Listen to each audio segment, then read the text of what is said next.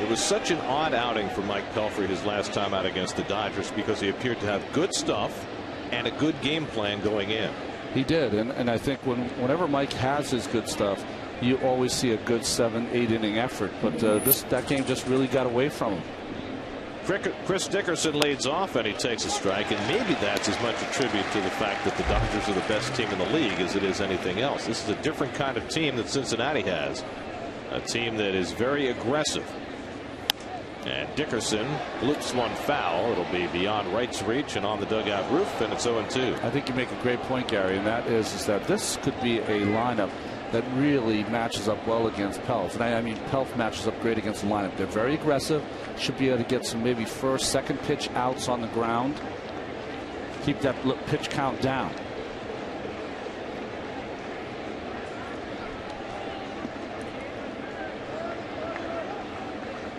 A hit on Dickerson, 0-2. And he comes inside with the fastball, and that was a big part of his game against the Dodgers. Just beautiful to see these Mets pitchers coming in. They should just tell themselves every at bat, one pitch has to be inside. And coming back with a backdoor slider.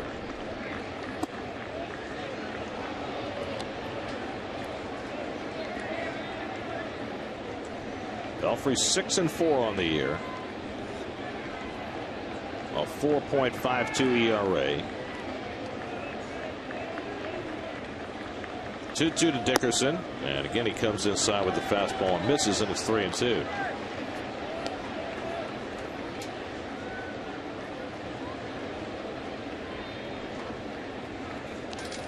Dan Worthen and Jerry Manuel have kind of set their rotation for after the All-Star break.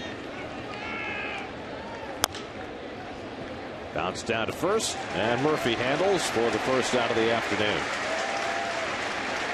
Oliver Perez is going to pitch that first game in Atlanta on Thursday night coming out of the break, and then either Pelfrey or Fernando Nieve will go Friday night, followed by Santana, then Pelfrey or Nieve, and then Livan Hernandez, who will get at least one more look before the Mets make any kind of move with him. Well, as Taveras comes to bat, to me it's just, I don't know, so mind-blowing, and it kind of tells you what kind of year it's been, that a guy that you had to send to the minor leagues that you just brought up for one start is going to start the second half as your #1 pitcher. Here's Willie Taveras, and he takes a strike, but I certainly understand the rationale, because one of the things that the Mets felt really hurt Ollie back in March was his lack of work during the World Baseball Classic. Castillo can't quite reach the liner, and Taveras has the first hit of the afternoon. And I think they're very wary about Ollie sitting around and not pitching for a long period of time. Yeah, I found out Nieve is going to throw in the bullpen tomorrow. Pelfrey and Perez are going to throw on Tuesday with Dan Worthen here. So yes, they want to keep him on a game plan. This is what you'll usually see from Willie Taveras. These infield hits and these balls just over the reach of Castillo. So Taveras aboard, a threat to run. Joey Votto at the plate. Votto running a 14-game hitting streak right now. Hit an opposite field home run on Friday night. And Pelfrey, who's done a pretty good job of controlling the running game, immediately looks in on Taveras. Good job of controlling the running game. Good job of controlling his own little twitches there on the mound. Taveras with a healthy lead. And Votto chases the pitch away, 0-1.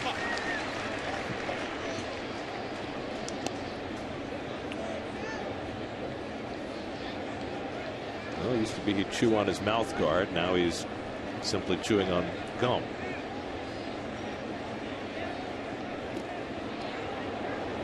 Looked like the color when you and I were kids, Gary. Remember they used to have those wax things that had the juice in them?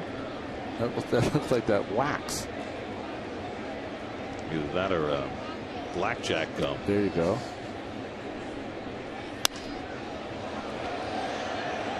Oh, and 2 to Votto. Bill Welke calling the balls and strikes this afternoon. His brother Tim is the crew chief. He's at first base. Jim Reynolds at second and James Hoy at third.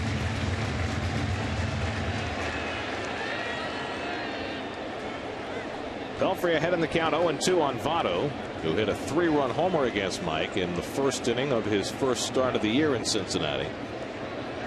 Votto with 11 home runs on the season, and 3 have come against the Mets.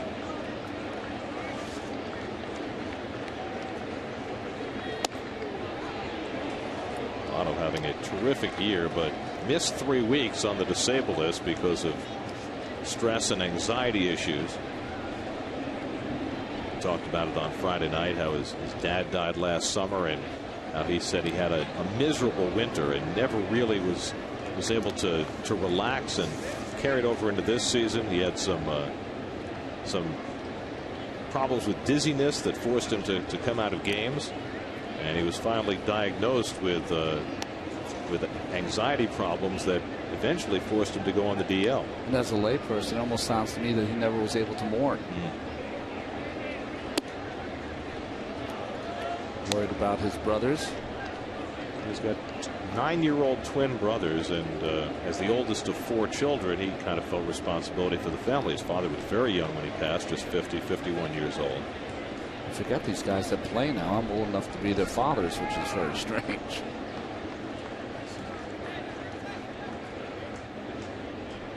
Two and two to Votto, and he lifts that one foul.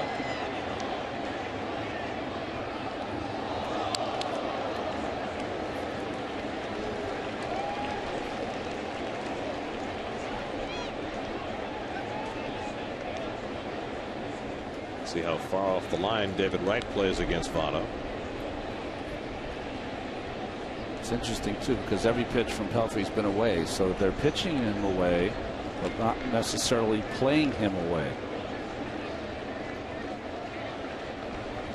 On the inside corner, strike 3 call. Well, Pelfrey doing a nice job against the left-hander, getting him on the inside edge. Well, this is what I like about Pelf. When he has him set up like this, he doesn't even have to be too fine. That caught a lot of the plate, but no pitch inside until that strikeout pitch there. So 2 out. Tavares still at first, and now Brandon Phillips. Phillips 2 for 8 in this series, hitting .267 on the year, leads the Reds in RBIs with 58. Cincinnati comes in 2 games under 500. They're in 5th place in the National League Central, but only 4.5 games off the lead in a very tightly bunched division.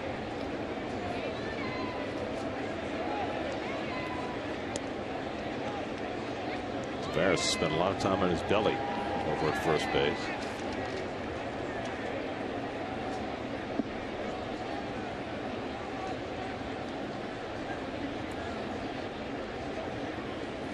And Phillips hits it hard, a base hit. Tavares had to jump out of the way. He's not going to challenge Frank Curzon with 2 outs, so he'll pull in at second. And the Reds have 2 men on. Well, nice hitting by Phillips. Pitched away, shot it through that hole. And you're right. He had to be quick like Tavares just to avoid that stinger from Brandon Phillips. So a chance for Lance Nix with 2 out and 2 on. Nix played in the game on Friday night and hit a long home run into the Pepsi porch in right field. His 8th home run of the year. Nix has started about half the games for the Reds this year. So Pelfrey, as he did in his last start, giving up a couple of first-inning hits and trying to tiptoe through some trouble. And he works Nix inside, 1-0.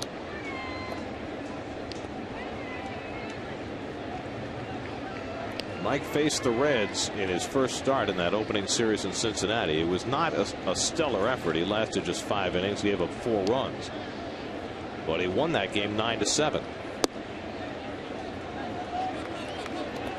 Behind on Nix now 2-0. Mike with that stare in, he really thought that was a strike. Bill Welke must have seen that as down. That's his start in Cincinnati. The numbers: 104 pitches in 5 innings.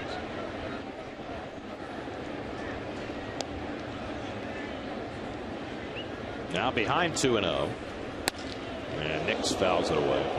You know, those 104 pitches in 5 innings, you can almost understand those kind of starts early in the season because the weather is bad coming from Florida. I think the guys, you get that adrenaline rush as a regular season start that you didn't have in Florida, so sometimes your control is awry.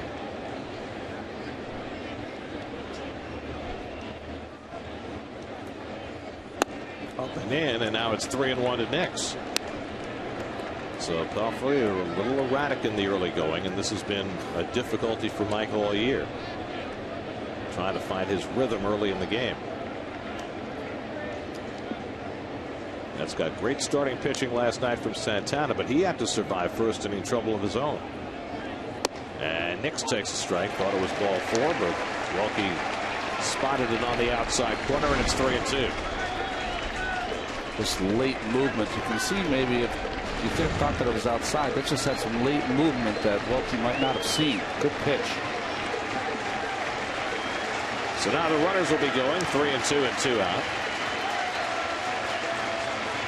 And Nix bounces one toward the middle. Cora behind the bag. He's there. And he gets Nix at first to end the inning. So Pelfrey works around a couple of first inning hits, and the Mets will come to bat at the bottom of the first with no score.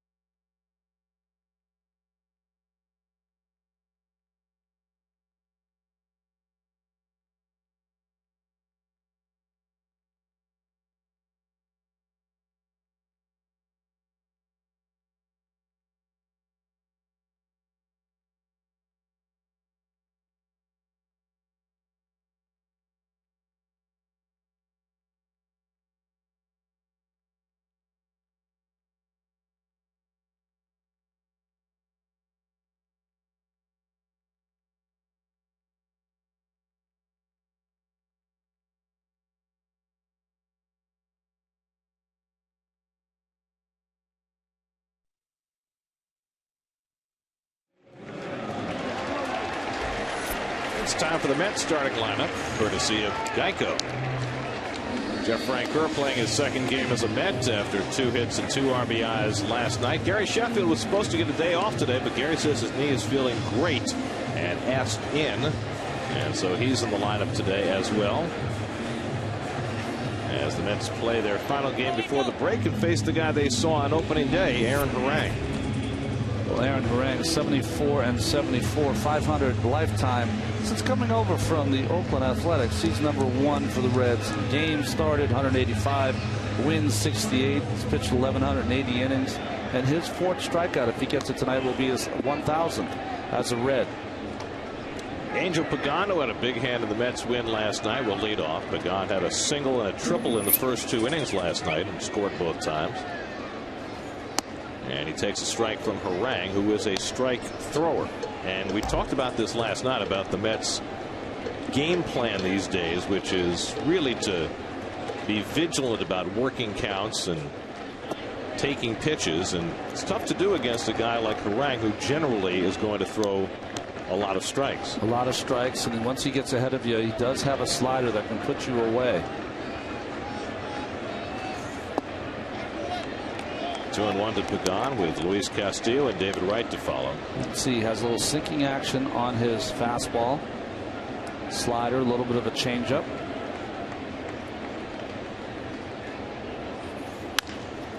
Bouncing ball for Brandon Phillips to handle. And Harang has the first out as Pagan is retired. 1 away. Defensively behind Aaron Harang for these Reds. Nix read that home run you talked about, Gary.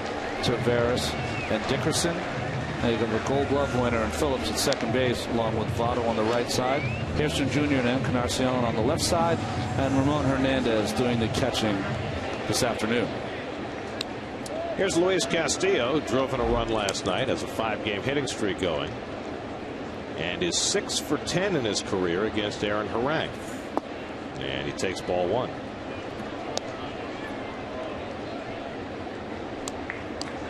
Harang, 6'7", 260 pounds. His weight has always been an issue. He's had to fight that throughout his career. he's been a very dependable guy for the Reds, even though, you know, the one-loss record last year was dreadful. He went 6-17. Certainly not his best year with Cincinnati, but he's bounced back this year, pitched much better, and yet the record is still not good. Just 5-8. You know, 13 of his 18 starts, he's given up 3 earned runs or less. So, you know, he's been pitching consistently well. It's just that the Reds, like the Mets, a little challenged offensively to score some runs. Harang has not gotten a win since the 25th of May, going 8 starts without a victory. And it's taken inside by Castillo, 3-1. You know, we watched yesterday Santana with that compact motion and pushing off of the back leg. Harang just the opposite. Because he's 6'7", because he's 260, doesn't use hardly at all his lower body. Kind of just topples over to the plate. Castillo taking all the way on 3-1. And a full count to Louis with David Wright on deck. That's got 3 in the first inning last night. Boy, what a tonic that was for this team that has been so run starved of late. And Castillo shoots one toward the middle. Phillips with a beautiful backhand pickup, but too late, and the ball gets away. Backed up by Hernandez, and Castillo has an infield hit. His 23rd infield hit of the season, the most in the National League. Well, a real fine play by the Gold Glover Phillips, but I think he was surprised by the speed of Castillo. Because when he did the spin around here, he's thrown off his back leg and did not get enough on that throw to Votto. He always leaning back and doesn't get enough into that throw. Castillo from the left side is so fast down that line. So 1 out and 1 on, and now David Wright. David 1 for 8 in this series. Right now 8th in the National League with that .323 average. And like Castillo, he's done well against Harang. 6 for 10 with a home run. And he hits one to center field. That goes to Veras, going back, warning track, and it's over his head. Bouncing up against the wall. Bobbled out in center field. Castillo comes all the way around to score. Right in at second with an RBI double. And the Mets take the early lead 1-0. Well, we mentioned the breeze blowing out toward right field, and that one might have gotten a boost. Well, it definitely got a boost, but also in day games here, the ball will travel a little more, and even with the great speed of Tavares, never got on line to get that play, and Castillo read it nicely. As soon as he sees it pass, well, maybe not so nicely. Stops and starts there for Castillo, getting around the bases, but enough speed to score. And David, as soon as he sees it goes over the head, pulls in with a double. 24th double, 44th RBI for Wright. So the Mets score in the first inning for the second straight day.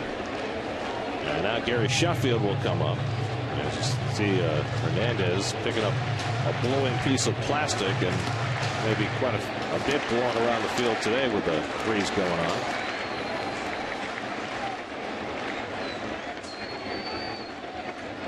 So here is Sheffield, who talked his way into the lineup today, and he takes a strike. Well, here's the IOTV pitch differential. That ball stayed nice and down for Harang, but middle of the plate. A nice aggressive hitting from David Wright.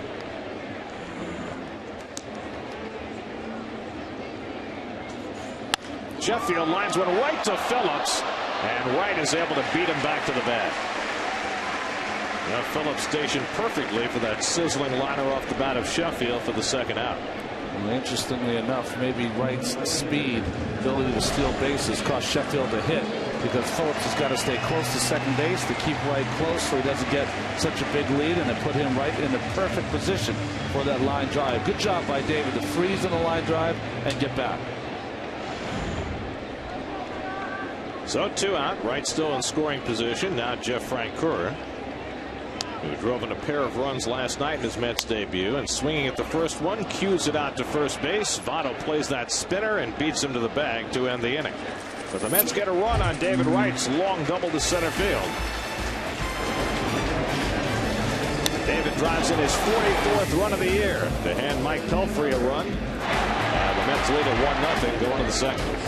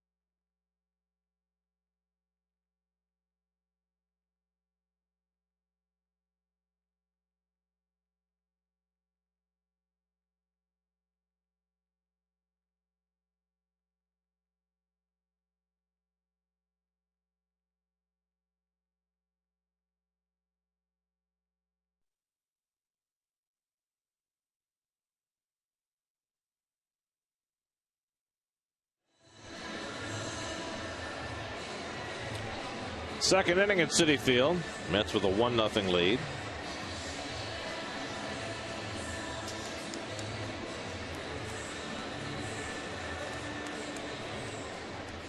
And Ramon Hernandez will lead off for the Reds against Mike Pelfrey in the second. Hernandez hitting at .252. 1 for 4 in this series.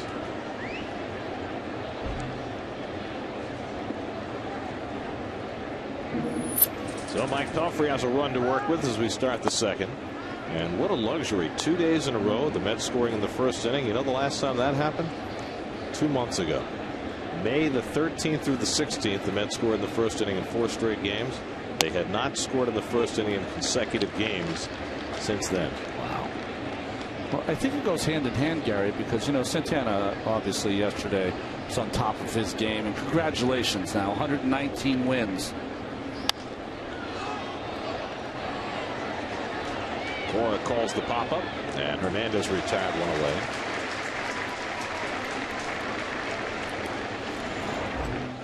Take your next Mets amazing getaway through upstate New York. August 10th through the 14th. Visit the Baseball Hall of Fame, Niagara Falls, and see the Buffalo Bisons and the Binghamton Mets. Get to Mets.com or call 888-419-5556 today to book your trip.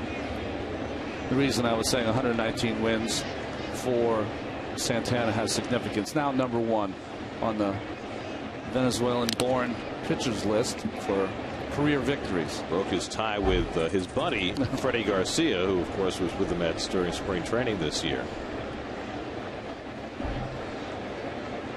It's quite a thing for these young players that come from some of the Latin American countries to have those kind of records. I know Delgado feels the same way about his record for Puerto Rican born players for home runs, and of course Santana now is #1 on the list, and for Mets fans I'm sure he wanted to see him pad that #1 ranking. Yeah, just a tad. Little flare. Murphy won't get there, and it lands foul. 1-2 to Encarnacion. Well, and also it means something enormous to the people of Venezuela. It's such an honor to be at the top of that list. He is to the Venezuelan baseball community now what Andres Galarraga was for years and years. The premier player in that pantheon. Numero uno. Yes. 2-2 to Encarnacion. But I was mentioning, Gary, is that Santana was, you know, great last night like he usually is. But I think it really helps some of these other starters if you can get them a run or two early. They don't feel like they have to be perfect. Encarnacion rolls over one and right with the overhand throw, and Murphy with the tag. Different arm angle from David Wright on that throw. We usually like when he gets on top of the ball a little better, but got inside this one, and still this one veered. I always think the key for third basemen is if you want to get to a certain level where you get rid of the ball quick, just in case you make a mistake like this, it gives your first baseman an opportunity with the swipe tag to get yourself an out. That was very unusual to see, though, because we don't often see David come straight over the top like that. Here's Jerry Hairston Jr. with 2 out and nobody on it. It's almost as though he's searching for the perfect angle. It's interesting. Most veteran third basemen that I've played with develop a little throw that's kind of a sidearm throw that starts in the right field section and then bends back to the bag. That's where they feel most comfortable. I think we've seen, you know, just looking at the third baseman that we see all the time, Ryan Zimmerman, yes, Pedro Feliz, they have that kind of slinging action.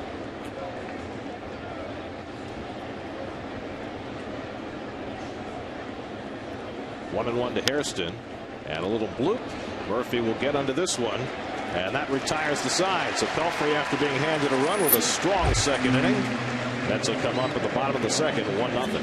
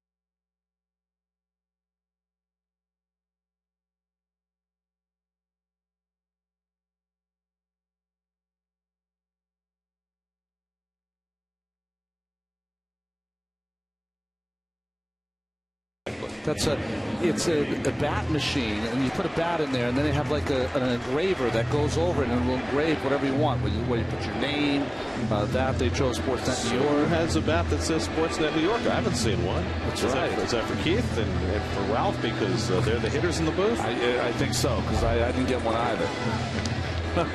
Ralph will be joining us in a little while. And by the way, after this half inning, we're going to go commercial free so that we can be joined by Jerry Manuel from the Mets dugout between innings. So stay with us for that. Daniel Murphy leads off in the bottom of the second and takes a strike. Murphy homered against Aaron Harang on opening day, the only run Harang gave up in that game, which was a 2-1 Met win. 0-2 to Murphy, who's 2 for 7 in this series. It'll be Murphy, then Brian Schneider and Alex Cora, 3 left-hand hitters against Harang. He has been far more effective against lefties this year than he has been against righties.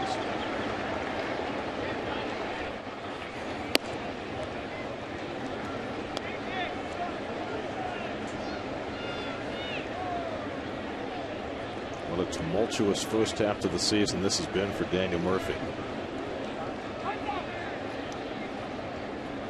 Started in left field, hit that home run that you mentioned. Had his struggles out there, moved to first base. Looks much more comfortable in the infield. Well, he's got the play of the year. I saw that it's one of the top 5 plays of the first half. Well, it's the Mets play of the year. It's the Mets play of the year, absolutely. I saw a play earlier this year at Yankee Stadium that rivals that. It was a play that Joe Mauer made, the catcher, with Brett Gardner running from second base. He had to go out and get a hit ball that had hit the pitcher, bounced back towards him. He went to get it to make the play at first, and Gardner was trying to score from second. So Gardner and Mauer dove for home plate at the same time, and Mauer just getting Gardner at the plate. In comes the center fielder Taveras to catch that short fly ball for the first out. Yeah, but did he have to throw it behind his back? No, he didn't. He didn't. All right. Although I'll give you, with catcher's equipment on, that dive for home plate can be difficult. Here's Brian Schneider with 1 out. Schneider still struggling for base hits, but with his 18 hits, he's driven in 19 runs this year. This is the 26th game that Schneider has started after an injury-plagued first half. And how many Mets can say otherwise? It's very interesting. The first time through this lineup, this Mets team, like you said, Gary, is trying to work the count, and Harang is just pumping that first pitch fastball right down the middle. Nice play by Harang. Caught it right in the webbing and gets Schneider for the second out. Well, as a pitcher, do you approach games that way when you say, oh, I've got a team here that's looking to work the count? I've got a gimme on the first pitch? I do, but really only lasts a couple of hitters, because if you go through and the first 2 hitters of the game are swinging, then your brain just changes and goes, boy, they're going to be aggressive today. Well, of course, here, after Pagan and Castillo had tried to work the count, David Wright jumps from first pitch and hits that long double to drive in a run. So far, 6 out of 7 first pitch strikes for Harang. And make it 7 of 8 as Alex Cora bats with 2 out. So David's plan has been the right plan so far. Well, it always is. Alex flares one foul. Talked to Alex this morning, said he's heading down to Miami for the All-Star break. He's got a little fishing trip planned, very relaxing, otherwise doing nothing. And nobody needs nothing more than Alex Cora. He said, I need to get my mind clear. He said, physically I feel fine, but I need to just mentally, I'm a little fried right now. Well, it's been a while since he's been an everyday kind of guy where you have to get in that situation to, weather the good days and the bad days. And a guy that's been kind of a bench player his last 4 or 5 years. It's been a long time since he's had this many at-bats this early in a season. 183 at-bats already. And a bench player in the American League, which you get even less playing time. 2-2 from Harang. Line into center field, a base hit for Cora. So that'll get the Mets past the pitcher spot in this second inning. Their third hit off Harang. And Cora's first hit in this series. This is when Alex is at his best. Just short stroke, hitting everything back through the box. We had an interesting interview in one of our papers, local papers here today. And he said, listen, I don't have any power. I don't run really fast. I'm a 250 hitter. But you know what? I know how to win, and I can help my teams win. And that's, boy, I like to hear that. Mike Pelfrey takes a strike. That was his sit down with Steve Serby, who does a great job with those extensive interviews. Great style, doesn't over talk, just sets up the guy he's interviewing, and he gets great responses. Hey, you get a real feel for your subject after you read these. I know every time I read one of those Steve Serby interviews, I know things I never knew before.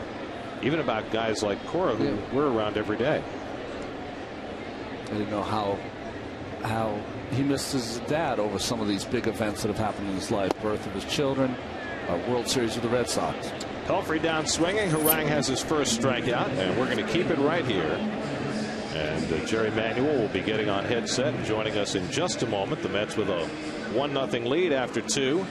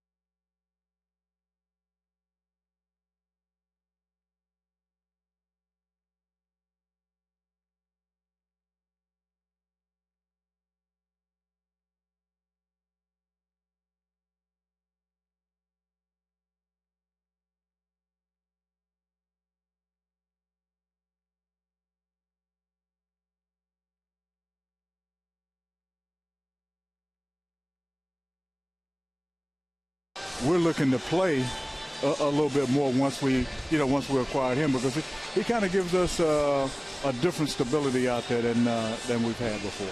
Jerry, I know it's the manager's responsibility, but it's the hardest part in this first half, trying to control things that sometimes seem to be beyond your control.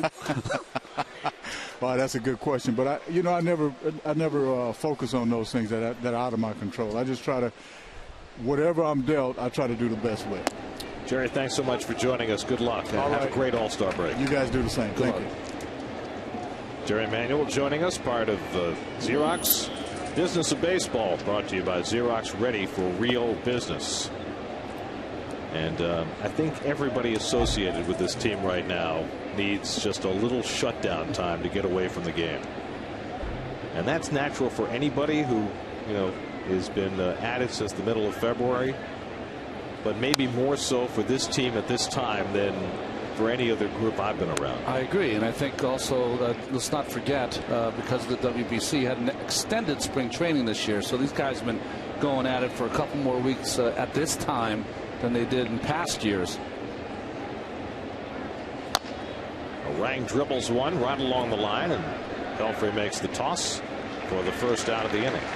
And I also think that, this artificial, halftime for ball players, they had some good things happen on the field today that not necessarily is going to happen in this game. Reyes ran, and he ran a little better today. I watched Carlos Delgado go through an extensive workout for a half hour on this field on little different things that are trying to strengthen his hip and joint area. And those are the kind of things for the ball club that make you feel better about yourself, that at some point down the road, if you can stay close, that these guys are going to come back. Here's Chris Dickerson, and he hits one sharply down to Murphy and makes a beautiful backhand stop for the second out.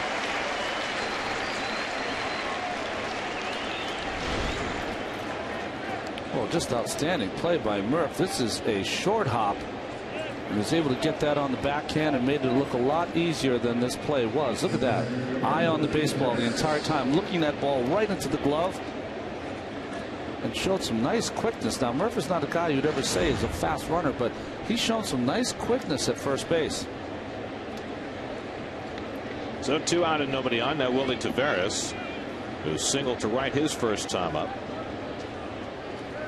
Pelfrey's now retired 6 in a row. Gave up a couple of hits in the first inning, but since having been handed the lead, he has not given up a base runner. To center field, and Pagan right there waiting for it, and that retires the side. So a very quick inning for Pelfrey as he sets him down on just 7 pitches. When we come back, Hall of Famer Ralph Kiner joins us in the booth. Final day before the All-Star break, and the Mets lead it 1-0.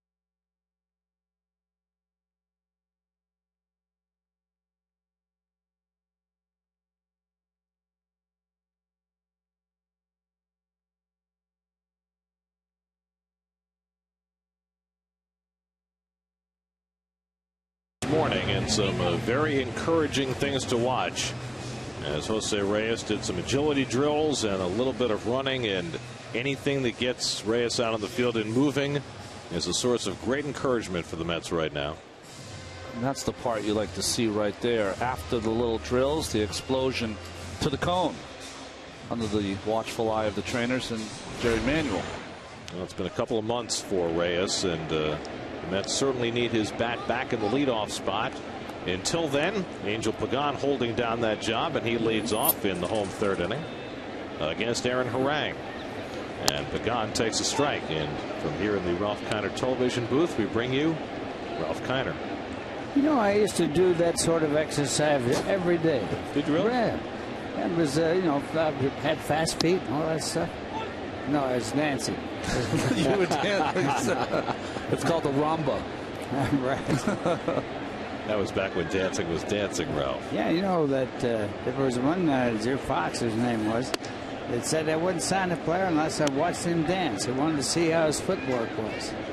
That's why Bobby Valentine was the greatest prospect of all time. You're right. A champion ballroom dancer when he was growing up in Stamford. Pretty good football player on top of that, too. You know, people think of Bobby in a different way now because, you know, they think of him as a manager. But when he came out of high school, he was considered maybe the greatest athlete in the history of the state of Connecticut. Had a scholarship to USC to play football. A little bit like number 12 for the Mets now. Jeff Francoeur, same kind of schoolboy star. Now this big gun right here who had a triple and should have won the ball game, and the guy on base didn't touch third base. He's now with it on the Braves church. You know, there was a great story about Marv Thornberry. He had a triple on the Polo Grounds. He went around the bases, studying the third. Actually fell down over third base. So you know that he touched third base for sure. But the umpire caught him out for missing first. The umpire was Zussi Bogus. And Casey Sandro went out to argue about the play. And finally the umpire Bogus said, "Okay, Casey, I wouldn't argue anymore." He said, he didn't touch second base either. Good change up here from Orang. Just out in the front, took enough off to Orang, who has 3 legitimate pitches. I like to watch him work. He works quickly, he throws strikes, he changes speeds. That's all you need to do to have some success in the major leagues. And you know, you look at him at 6'7" and 260, and you figure he's going to throw the ball, you know, through a wall, but that's not the kind of pitcher he's ever been. Well, the one thing you got to do to get in the major leagues and stay is get the ball over the plate. There you go. You got to throw strikes, and we got pitchers that go 8 walks and 2 hit batters in the ball game and think nothing of it.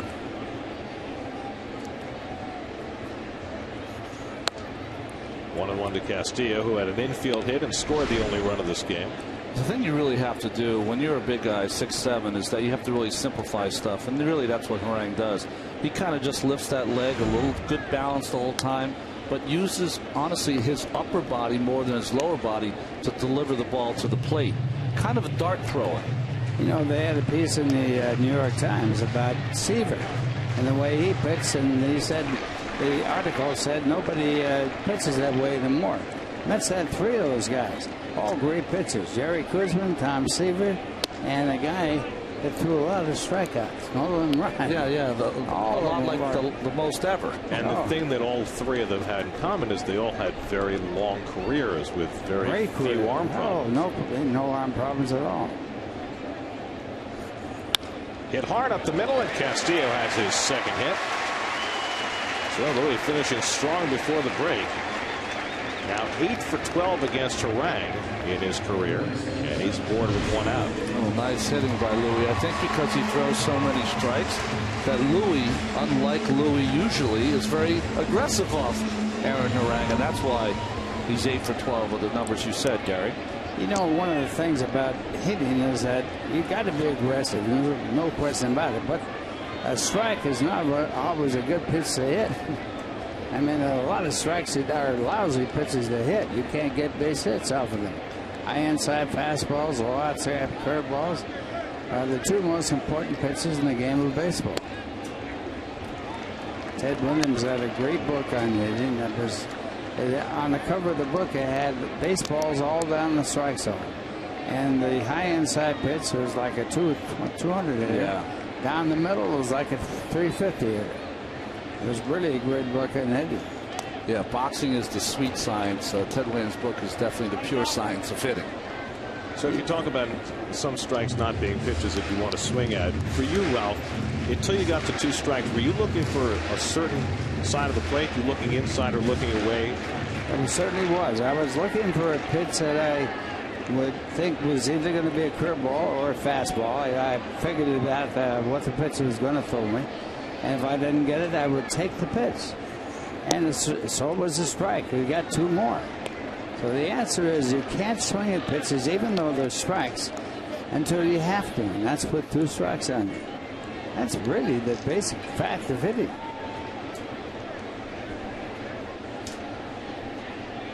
Two and one to Wright, who had a 400-foot double to drive in a run his first time. Fouls off the fastball, 2-2. You know, Keith Hernandez always talks about having a level swing. You can't have a level swing if the ball is down low. You have to be a midget to have a level swing on the pitch down low. Well, why don't you guys have that discussion when you're in the booth with him? You can't talk, Keith. Oh, you can't. You know, actually, I did talk a lot with Keith when he was on the plane with me and going to another city or whatever. Yeah. We talk baseball all the time on how to hit and what to look for, what do you think about. Ted Williams would always talk to the best hitter on the team when he came to town. And the first time I met Ted Williams was when he came to play an exhibition game in Pittsburgh, and he came out early just to talk to me about my theories on hitting. 3-2 now to right.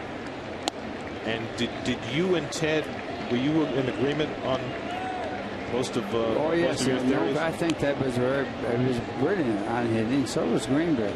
And we talked, and the only thing I disagreed with him on, and I think I proved it, and that was when he wrote the book that I was talking about. Castillo runs shallow right center. Dickerson diving, and he can't make the play. Trapped the ball.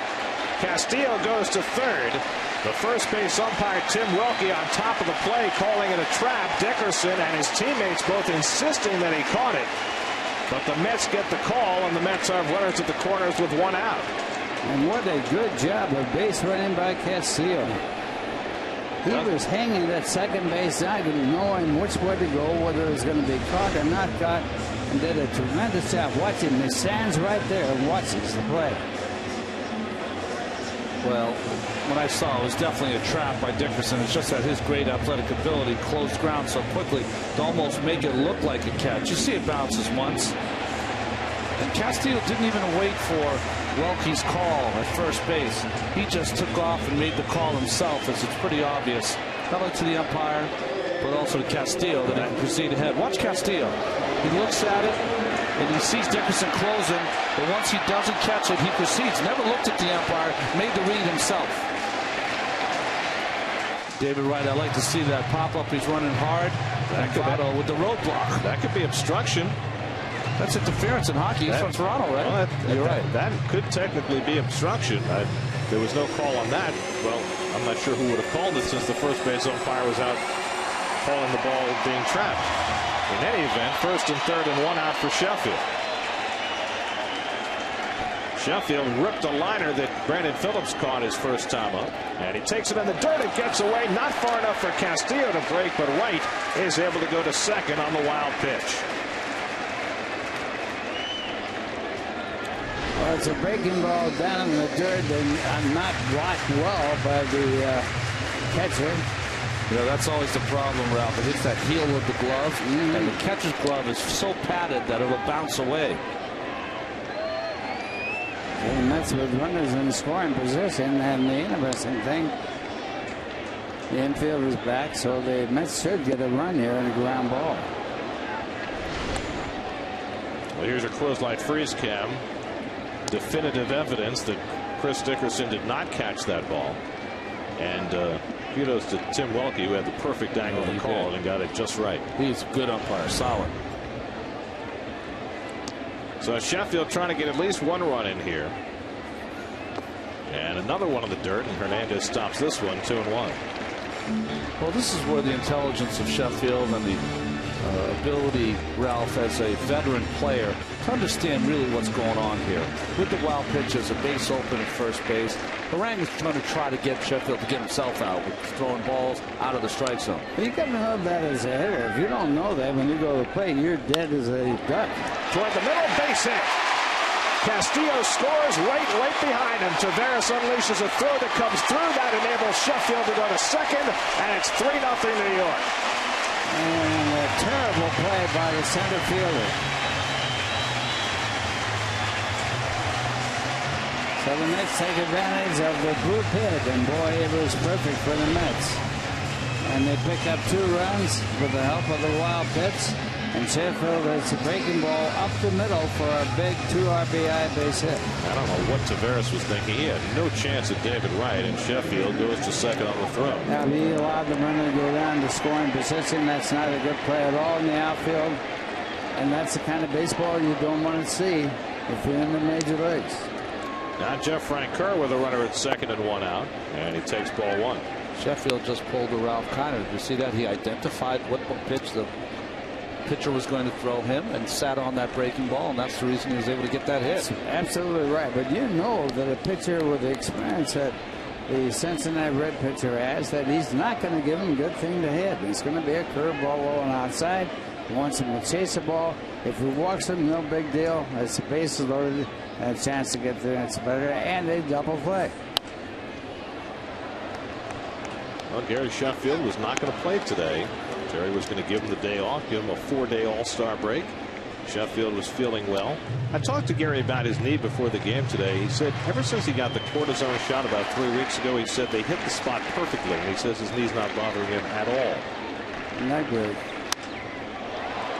Kerr lifts one to right center. And Dickerson under this one with the sunglasses on. Attacking at second is Sheffield. He'll move over to third. And now they're 2 away.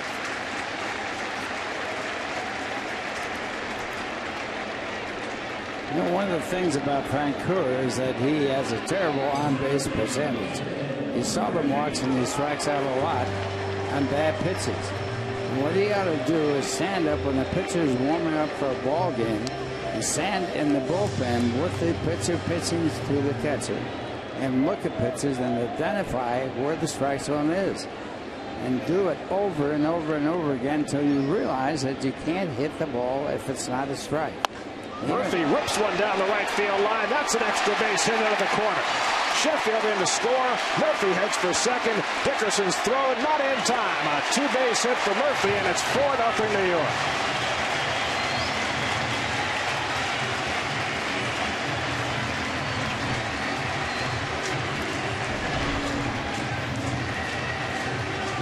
And another, as Frankie Frisch would have called it, another nickel curveball, a slider, and it's head hard into the outfield for a double and another RBI. So Murphy, who homered against Harang on opening day, now drives in a run against him with a double. And the Mets, after scoring 4 last night, have scored 4 early today. Well, it's really on the first pitch. The pitcher is really trying to get me over curveball, which didn't work. As this IOTV pitch differential wanted that outside, it was middle. But I think even more importantly, that Mr. Murphy is making some adjustments to the pitches inside, learning how to pull a little more. Well, it's something he's done very consciously because they pounded him so much inside over the first half of the year. You know, it's very interesting because if you watch the games, you know how they're going to pitch a batter. They just stay with it until they get you out. Until you get it, you make them get you out with another pitch. And Dick Murphy has been taken apart inside. I think most young hitters the same. Murphy's a very technical wizard about his hitting, but also there's some stubbornness that comes where you go, you know what, mine is better. My way is the better way, but you have to make the adjustments because the pitchers do. And it's reasonable that they think that way because it worked for them before when they were in the minor leagues or in high school or in college. And it can't. You got to change when you get to the major leagues if it's not working. You know, Church was the same type of hitter. He would chase low inside curveballs day after day after day out of the strike zone. And he kept doing it, and it just showed up in the batting average. Well, when you get to the big leagues, you've got a double whammy against you. One, the players are better, and two, the scouting is better. And between those two of those things, any weakness you have, they will exploit as long as they can. They really will, and they're all out there. You know what Marge Schott, the owner of the Cincinnati Reds, said about scouting, though? Yeah, Schneider draws a walk.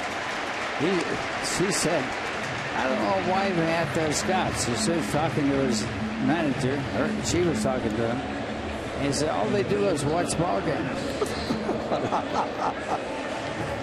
Dick Pohl, the Cincinnati pitching coach, comes out to talk to Harang, who's given up the 3 spot here in the second. Yeah, he hasn't enjoyed watching this game, Dick Pohl, at all. Boy, he's been around a long time, hasn't he? It was just a mistake that you don't like to see your veteran right-hander make. You know, you had a base open. You had Francoeur up next, who has been struggling. Sheffield, I mean, just all I have to do is look at the back of his baseball card. He knows how to get it done. So it was important for him to not make a mistake. Not that those things don't happen. They do. And maybe a little harder for Mr. Harang, who grew up in San Diego, grew up sitting at Jack Murphy Stadium and watching Gary Sheffield play for the Padres. And this is the first time that he's ever faced Sheffield in a game. And sure enough, one of his childhood heroes gets a big hit against him. Here's Alex Cora with 2 out and 2 on. He takes a strike. He's gone on to Tony Gwynn now. He's off Sheffield. Yeah, but Tony's not going to get any hits against him. Exactly. Maybe Tony Gwynn Jr. Cora had a base hit his first time up. Late swing foul, and it's 0-2. There's your AT&T high-speed pitch today. Mike Pelfrey topping out at 94 and Aaron Harang at 91. And it's Pelfrey who has the upper hand on the scoreboard as well with a 4-0 lead. It's going to be a big inning for next half inning for Pelfrey, though. Long inning here. Going to make sure he's ready to go. And he'll have the heart of the batting order coming up against him with Votto and Phillips. His background has been in the later innings near the 6th. As a matter of fact, he does have problems with the third round or second round batting. Hits the proverbial wall, doesn't he, Ralph? Yes, he does. 65 pitches now, 43 strikes, 22 balls for Aaron Harang. It's a lot of pitches for 3 innings, but I think I've said that before. Seems like a constant theme. It didn't used to be. In the old days, the pitchers would go 200, 250 innings and pitch those ball games all the way through the game to the end. Different ball game now. Hit hard, base hit into right field. Here comes Murphy around third. He's in to score, and it's 5-0 Mets. The Mets are pouring it on against Aaron Harang here in the third. Alex Cora with an RBI single, his second hit of the day. What'd you say, Ralph? A nickel curve? Nickel curve. That has been the pitch that has been hurting Harang. It's usually one of his better pitches. Nice jump from Murph. No need to look. Pick up the third base coach and score that 5th run. Good job by Cora, starting the day nicely with a couple of hits. He's going to enjoy the days off with the All-Star game now. It's good way to go. Pelfrey, the 9th man up in the inning. So for the 2nd straight day, the Mets have batted around. They did so in the 1st inning last night and scored 3 runs. Now they put up a 4 spot here in the 3rd today.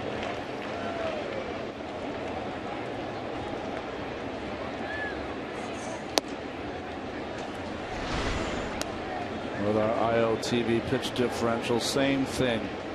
Wants it down and in. And Cora jumps all over that. The thing about that Harang, you call it a nickel curve, it's just kind of rolling to the plate and doesn't have that sharp break that you like to see. Yeah, well, nowadays they call it what's get me over curve? No. Well, that's it. That's a nickel curve. Yeah, nickel curve. Yeah. But the pitch that's fast breaking is called Cutter or slider? Cutter. Yeah, cutter. That's what a slider was called in the old days. A good slider was called a slider. Now they call it a cutter. Well, it's been interesting when you watch baseball, the evolution of pitching and what pitch is hot or sizzling for a different generation.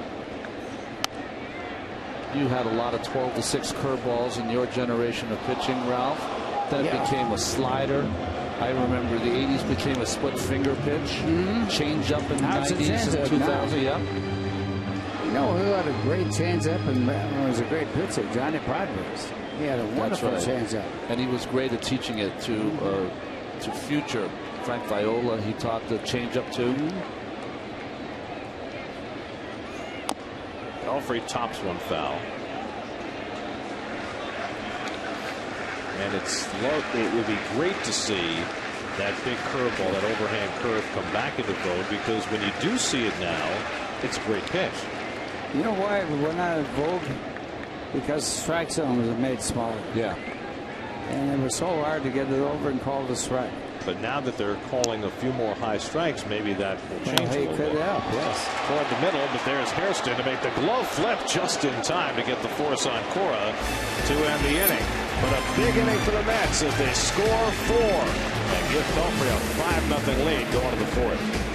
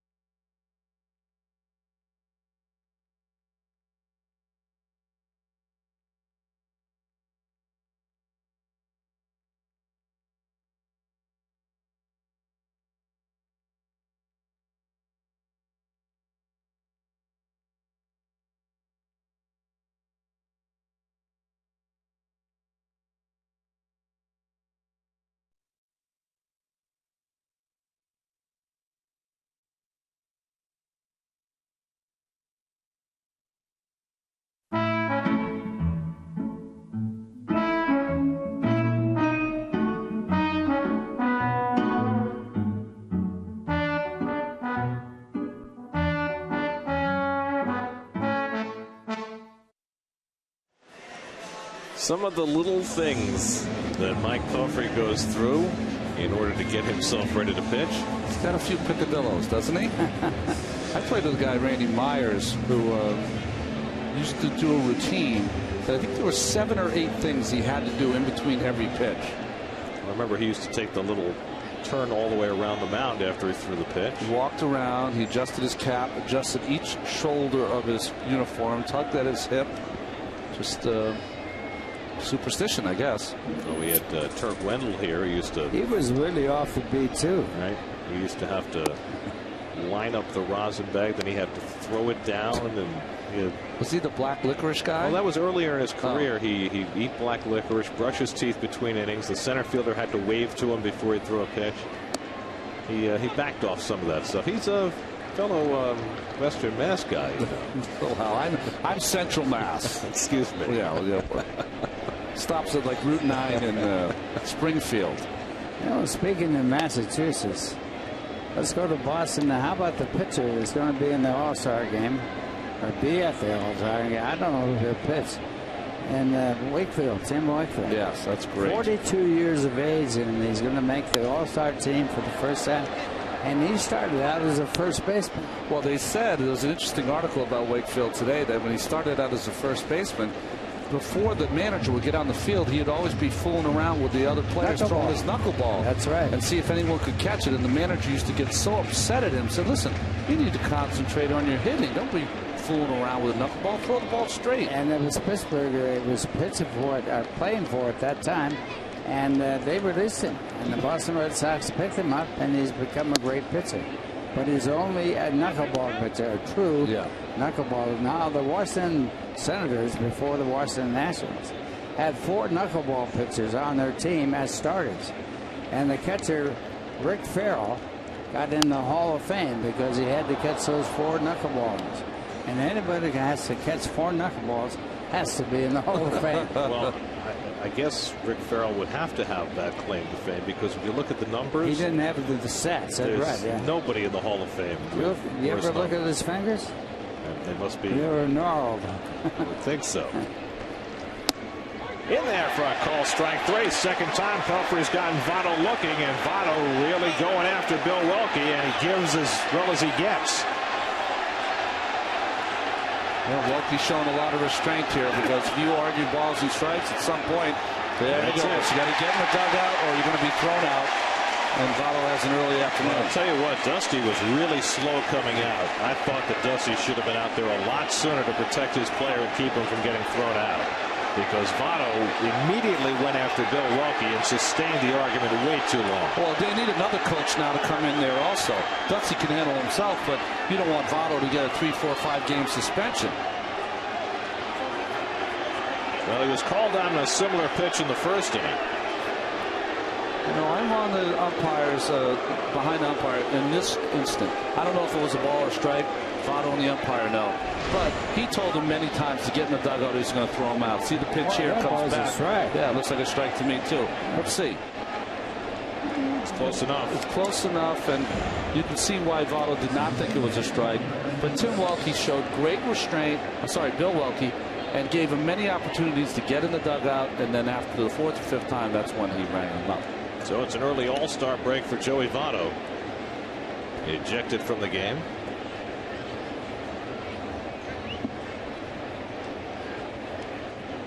And Brandon Phillips is the batter and takes a slider away for ball 1.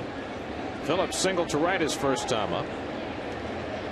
3 for 9 in this series. You know, the Wakefield getting the All-Star game, he's 42. He's not the oldest player as a rookie to get in the All-Star game. Schneider stumbled and recovers to make the catch. Boy, I thought Schneider was going to do a header there. Somehow stayed on his feet and able to make the play to retire Phillips. Right here, you see the ball popped up and Schneider comes out. He got hit by the bat. No, see, he had to avoid Phillips, who was showing his histrionics in front of the play by popping his ball up. Watch Phillips. Wants to throw the bat. Just get out of the way. And Schneider now here makes the play beautifully. That could be called an interference on the catcher's butt. Absolutely. Well, not on the catcher's part, on the hitter. Oh, I see. He was about to throw his bat down. I mean, because of the catcher. Yeah. Well, we've seen it already. Every time he makes an out, he wants to throw the bat at the plate. So that time got in the way of Schneider.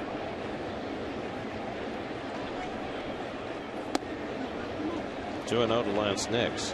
Getting back to the oldest player to go in the All-Star game, it was Satchel Paige. That's right.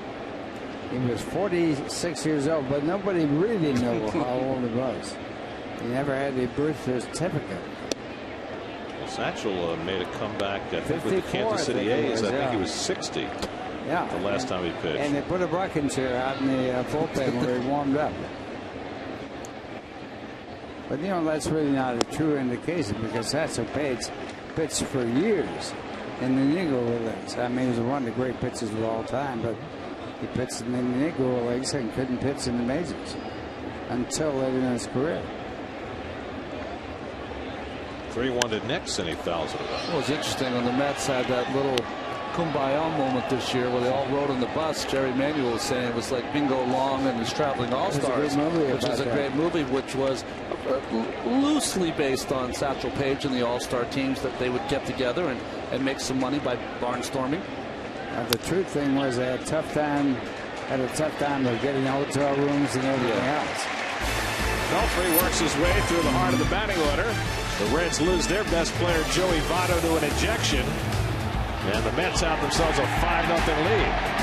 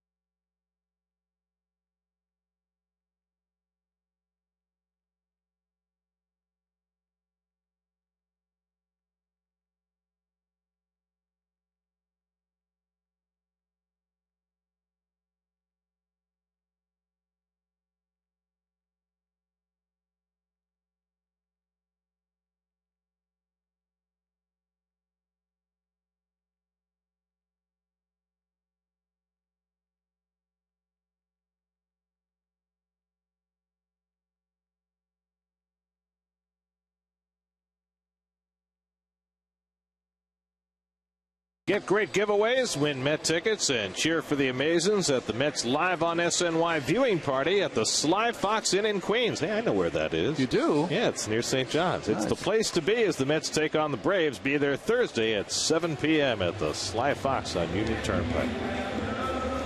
Time for our Dunkin' Donuts Ask the Booth. Harry from Queens wants to know, do you think the Mets' best chance for making the playoffs is winning the division or the wild card? Well, if you look at the standings right now, it is certainly in the division. The Mets right now are ninth in the wild card, 7.5 games back. They're fourth in the division, 6.5 games up. You know, the Mets in 1969 came from way back to when they were like 13.5 games out in August.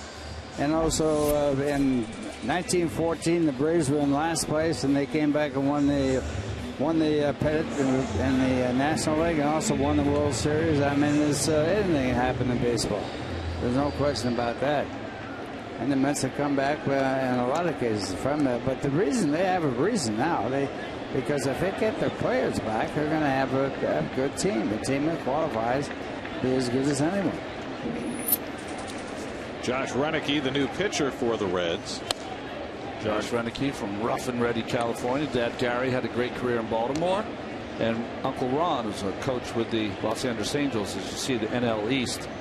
It is simply doing the math, okay, if you want to do it that way. for the second half of the Mets.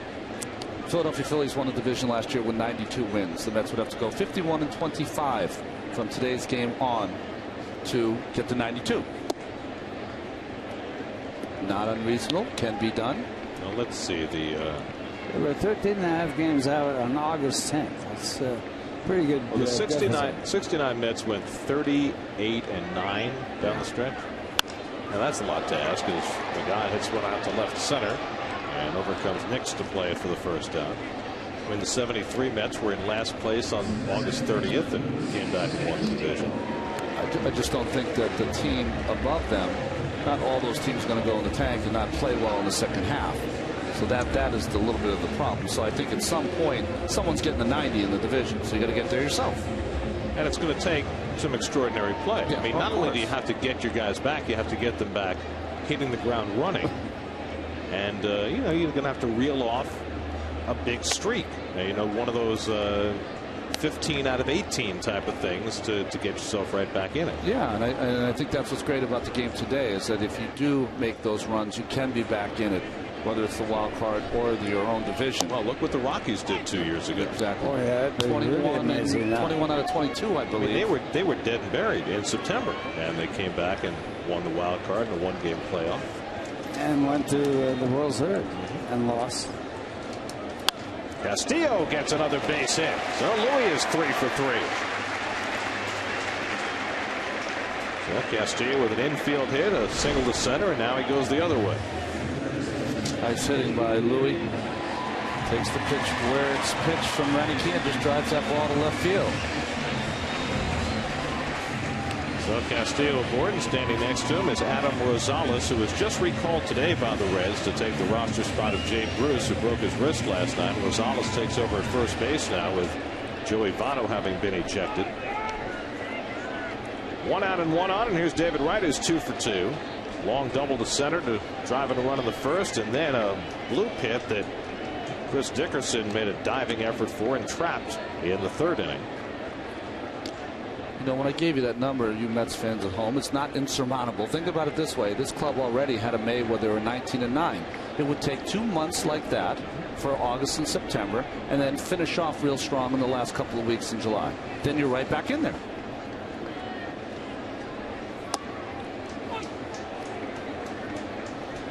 Well, the last 2 years after the All-Star break, the Mets have been a combined 14 games over 500. Phillies have been 30 games over 500 after the All-Star break the last 2 years. But of course, the other way to look at it is, I mean, the last 2 seasons, the Mets have been in the driver's seat in September and have seen the Phillies surpass them and win the division. Well, maybe this is the year it's on the other foot. Turn the tables. By the way, the Phillies, who got 5 in the last inning yesterday, got 5 in the first inning today. Phillies, who were getting no mileage out of their home ballpark, all of a sudden on this homestand have turned it around. And if they win today, they're only 1 game under 500 at home, which is quite a turnaround. Which is really unexplainable. Yeah. That they play badly in their park, because it's a real hitter's ballpark and they're a real hitter's team. And it's not that they haven't been hitting in their ballpark, that they are. Worth has 20 home runs. Last night, Mr. Howard with his 22nd and 66th RBI. It's just that their starting pitching has not been great in the first half, and that's the reason. They've gotten almost no production from Hamels, and still in first place. I think he's, what, 4-4, 4-5? Pitched very poorly again last night, and yet got no decision out of it as they rallied to win. Howard with the 3-run bomb in the 9th off Capps, the closer for Pittsburgh.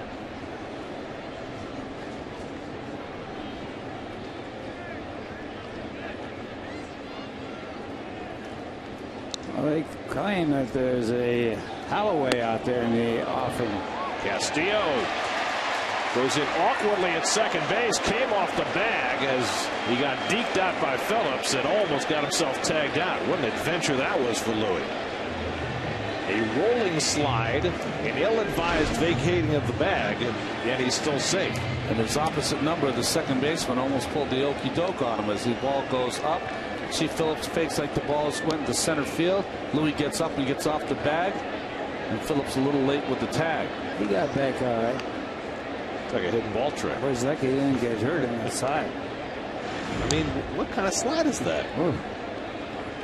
11th steal of the year for Castillo. And White goes down swinging for the second out of the inning.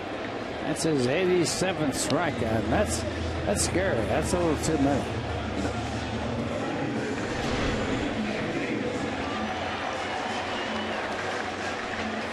Well, I think since Phillips was going up in the air, he started his regular slide, but then tried to get lower and underneath the jumping Phillips. And that's why the awkwardness of the slide. Phillips had to decoy him by thinking the ball was in the outfield and going after him. Well, that's a real college play. You know how they've done that before? Oh, yeah. How about the hidden ball trick? That's right, the hidden ball trick. And the other thing that college would do is the pitcher, if the guy was on first base, he would step off the mound, fake a throw to first. The first baseman would then run into the outfield. Like the ball had gone past, the runner would run to second, and the second baseman would stand with the ball waiting for him. That was the University of Miami play. They sold it so well in the College World Series. They even had the ball boy in on the deal where he was like moving his chair, moving down the right field line like the ball was coming down that way.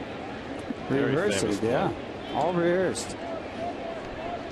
Sheffield's hit the ball hard twice, lined out to second, then singled to center to drive in 2 runs. Looked like a good move now to leave Sheffield in the lineup today when he was originally not supposed to play. 2-1 the count.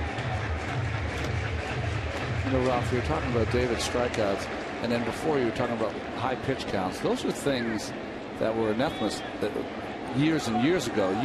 If you struck out a lot, or if you had high pitch counts, that was a thing frowned upon. If you struck out 100 times back in the 40s and before then, you went back to the minors, even if you hit 300. Well, let me ask you this. Is there a connection at all? Because, I mean, now we talk all the time about working pitchers, working pitch counts, hitters taking that kind of approach, and so seeing more pitchers maybe get into 2 strikes more often. Do you think they're related at all? Well, the whole thing is all concocted by people involved in baseball that really are not know anything about the game. And I don't care about old-time players. They have to know something about it. And Sheffield fairly throwing his bat at the ball. Lines a base hit to bring home Castillo. And it's 6-0 New York. And Sheffield has himself a 3 RBI afternoon. He broke his bat, reaching for an outside pitch, and gets another base hit. Well, for you folks at home that did not know it, Sheffield, who woke up feeling great today, asked into the lineup. He was going to be given the day off to have an extended all-star break. In the lineup, he's driven in 3, and Mr. Castillo now has scored 3. You know, one thing about having days off, you can't hit a home run or get a base hit when you're on the bench. It's like leaving a putt short. That's right. Like Yogi said, all those short putts don't go in. Well, quite a day for Sheffield with a couple of hits and 3 RBIs. Now Frank Kerr has gone 0 for 2. And he lines a base hit into center. Sheffield pulls in at second. 3rd hit of the inning off Josh Renicky. Right there is a good swing. This is his weight is back. Watch him go back on his back foot. Once he shifts up in front, now it goes back. And he hits a ball right in the nose and hard to center field. I really believe that trade could be one of the outstanding trades of the year. Because he has hit well. He has a good swing. He's a good defensive player. That part is really impossible to duplicate if you're not. And I think it's going to be a real good trade. Think about it this way. Jeff Frank Kerr is only 25 years old. That's another asset right there. He's already had 2 seasons in which he's driven in 100 or more runs. The only other active players who did that twice, driving it over 100 before they're 24 years old, Ken Griffey Jr., Albert Pujols, Miguel Cabrera, David Wright, and Jeff Frank Kerr. The only active players who had 200 RBI seasons before they turned 24. So, you know, the talent is there. And he's done it. That's a good part. Yeah, it's not like saying, well, he's a young player, he'll learn how to do it. He has done it. Now he's got to figure out a way to do it again. What he needs to do is replicate that swing, because that swing right there was the best one he's had as a man. Yes, it really is. Perfect swing.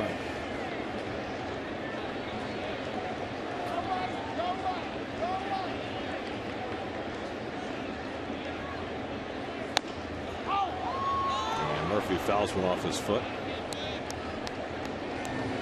Well, the Mets enjoying an offensive renaissance these last 2 days. After scoring just 10 runs in a 7-game span, they've scored 10 runs in the last 12 innings. 4 runs last night and 6 runs already today. Their best offensive day since their win in Pittsburgh a week ago Thursday, which, oh, by the way, was the last time the Mets hit a home run. Still waiting for that. That's hard to believe, isn't it? They have the fewest home runs of any team in baseball. And it's not the ballpark. You're going to read that, but don't believe it. The ballpark is not that big. The only thing about this ballpark that's kind of hurt a little bit is the high fences. But when you have 375 in right center field, 371 in left center field, that is close for home run hitters. I would have loved to have something like that when I played. Oh, and the Mets have also, they've hit more home runs here than they have on the road, so that kind of belies the whole Citi Field. Yes. You'd be making a pretty nice salary today, too, Ralph, if you played today. Don't bring it up. But the whole, in Pittsburgh, for example, at the left center field, it was 406 feet. It was 453 in center field. I mean, that's big. That's a big ballpark. But now they got to the point where all little parks are considered to be average. Abbott's Field in left center field was 375 feet, and we thought that was a luxury you could have for the rest of your life and enjoy. Well, you know, to me, always the real illustration of what the fields were then is that the monuments were in play at some point. Sure. Well, how about the batting cage in play? Yeah, that's right. In Pittsburgh, the batting cage is in center field. And Murphy has another base hit. With the runners going, Sheffield scores easily. Frank Kirk goes to third. And Daniel Murphy drives in his second run of the day. 7-0 New York. And the key to that, runners going with a pitch with runners at first and second. You don't see that in baseball very often. Runners going on the pitch. Well, nice stroke by Murphy, who seems to be coming out of some of those doldrums. Sheffield, of course, is going to score easily. Baker out the mound to talk to Renicky. And I will say, I'm going to do the numbers over this All-Star break, but the numbers when Murphy plays every day and the numbers when he has days to sit, where he was the bench player for a while, very stark. So you're saying when he gets in a groove, he gets in a groove. Yeah, I believe so.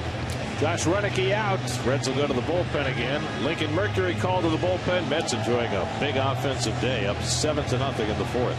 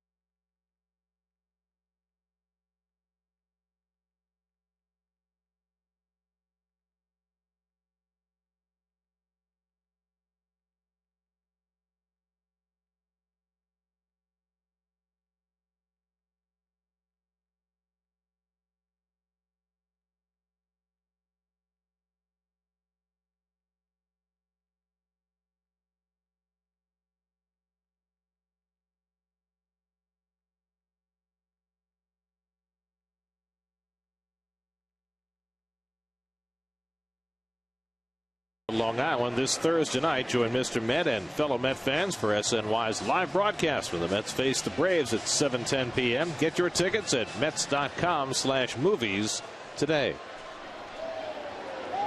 Well, nice day for Met fans. Beautiful weather and a rare Mets offensive outpouring. 7 runs and 12 hits inside of 4 innings. And now the little left-hander Daniel Ray Herrera will take over for the Reds to face Brian Schneider, who takes a slider for ball 1. Well, Daniel Ray has had a nice campaign. He struggled in that first series against the Mets, but you see his numbers now, very good. Not a lot of walks. It's a good breaking ball, and against the right-handers, he features a screwball. Schneider rolls over 1, and Phillips throws him out to end the inning, but the Mets tack on 2. RBI hits by Sheffield and Murphy, adding to the Mets' lead. Belfry back to the mound for the 5th with a 7-0 lead.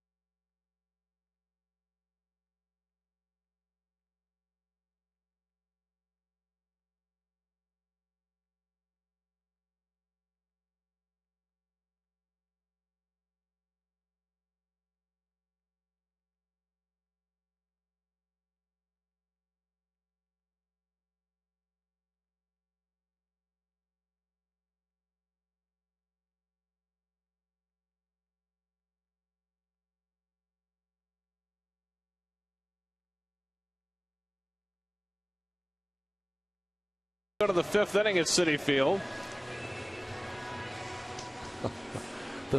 Call home and tell everybody the Mets have scored 7 runs in the first 4 innings. The most felicitous melding of borough and building here in Queens. I stole that, of course, from Robert Louis Stevenson. He used to talk about Pebble Beach. I know you love that area. He said it was the most felicitous melting of land and sea was Pebble Beach, Ralph. Is that right?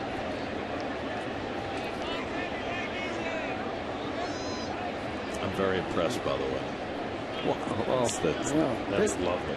This is a special day for starting pitchers. Usually a starting pitcher doesn't have relievers in his repertoire. And for the last day of the break before the All-Star game, you use a starting pitcher in the bullpen every once in a while, like Tom Seaver.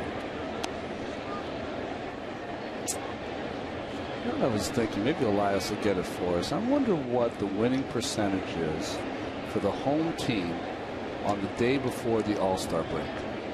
What would you think? Well, I would think that the home team's winning percentage would be much higher because you got the away team that everyone has their flights. They're all flying to different places. They're going home. They all have the 6 o'clock flight. They're worried about how they're going to get there, and don't go extra innings and all those kind of things. And I'm not saying the Cincinnati Reds are doing that. I would just love to see what that stat is. I guess the caveat would be, don't a lot of guys on the home team have the same problem? I know, but it's a little different when you have, you're not in a hotel room and you have a lot of luggage. You know what I mean? I just think, let's see what the number is. Well, Cincinnati was involved in one of the oddest things that ever happened in an All-Star game. That was when they stacked the voting and had the starting lineup all Cincinnati Red players. I think it was in 1957. Yeah. And I think because of that, that's when the Took away the fans' vote. Fans lost the vote for about 12 years after that. The National League President's Office had to step in and change the lineup, didn't they, Ralph? Yeah, they took out George Crowe, who was the first baseman with the Reds. The guy voted in. He was on top of the list. And they took him out of the lineup to put another player, and I forgot who the player was. Might have been somebody like Willie Mays or somebody. Just to have someone who wasn't a Cincinnati Red player. Mike Pelfrey issues his first walk as Ramon Hernandez gets aboard after Pelfrey had retired 10 in a row. Was Cincinnati also involved in the Black Sox game back in 1919, the World Series, when when 8 men were thrown out of baseball for betting on the game, and Cincinnati won the World Series in 1919. I had a friend of mine who was a scout. I became friendly, Dutch Ruther, and he won, I believe, 2 games in that series. And his other friend said, "Big deal. You won 2 games and they were throwing the games." I've always wondered whether the Cincinnati players in that series knew that something was amiss. I think they would. Of course, Joe Jackson was one of those players, and he hit something close to 400 in the World Series. Just had a balk here as Pelfrey was thinking of throwing to first base. Another one. 7-0 lead. He's got those issues. He's got the issues. Well, the problem was Murphy was playing behind him, so there was nobody covering the bag, and he turned to throw, and there was nobody to throw to. It's being non-observing right there. You got to know where your players are playing. And by the way, Murphy had told Pelfrey before the at-bat that he was playing behind him, and Pelfrey just forgot. The signal for that is crossed arms. That means I'm going to play off the bag. 2-1 to Encarnacion, so Pelfrey's got to get himself back in the game. He spent a long time in the dugout today. Mets have done a lot of hitting. Well, just like in San Francisco, these nerves and tics that he has, they kind of creep up, and then they just sit with him on the mound for a certain period of time. And he's got to get rid of them quickly because, I know it's 7-0, but this is his 5th inning. It's his chance to, be on the winning side. His team has given him tons of runs. Now's the time to throw the ball and let the other team put it in play. No walks. And no bucks. Murphy's off the bag right there. So he looked at him there. Sees him again. Does he think there's a play on? They're going to pick him off at first? Maybe he thought that. By the way, Murph almost had a heart attack at first base. Well, if you throw the ball in that situation to a player who's not holding the bag, it's a balk anyway. Yes, it is. He had 3 balks against the Giants. He had another balk called the other day. And the umpires are not calling balks other than Davidson. Well, Davidson calls more balks than any umpire in the history of baseball. Well, he's got 6 now for the year, which he's got sole possession of the league lead. It's not one you want to have.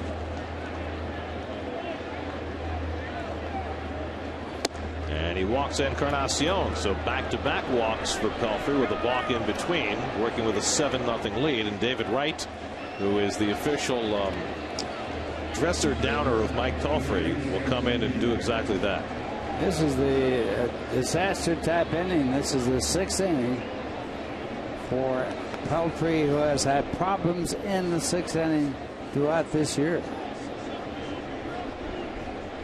And the way to go into a bad inning is by walking hitters.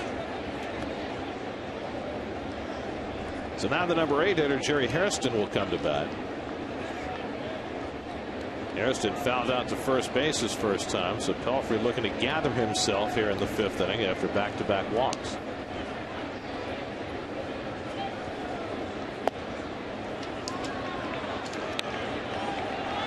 And throws a first pitch slider. Then that one he cut off, didn't even stride, really just threw it with the top of his body. Wasn't even close. Upper half.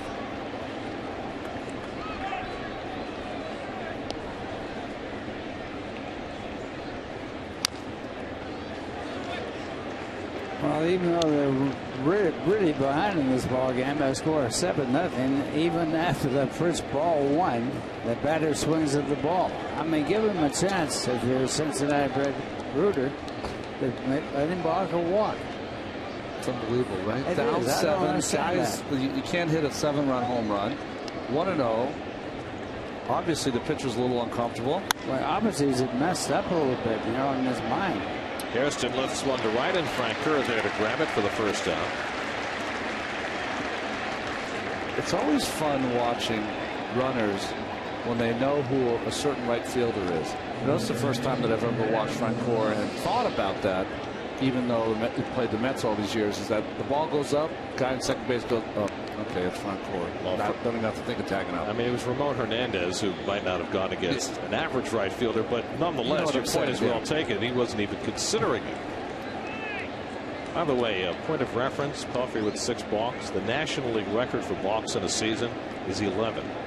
And they had one year where they actually went out of their way to call all the possible balks that they could. I think that was 1989, I believe. I could be wrong. I think it was 88. 88? The reason I say that is that the major league record for balks in a season is 16. Dave Stewart holds that, and it was in 88. Okay.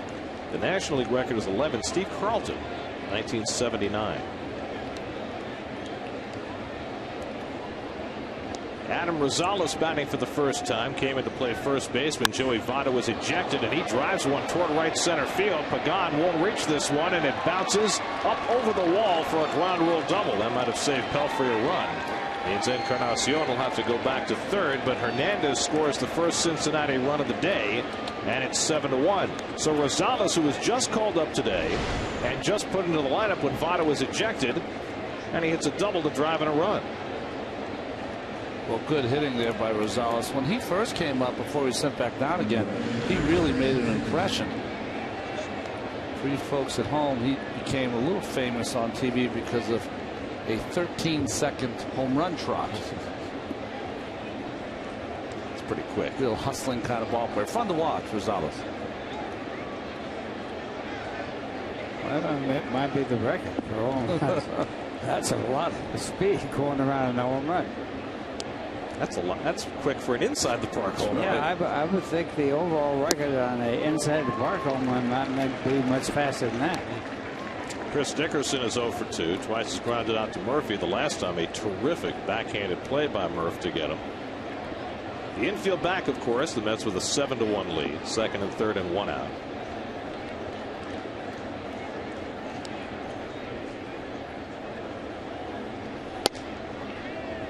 Fastball in tight, 1-1.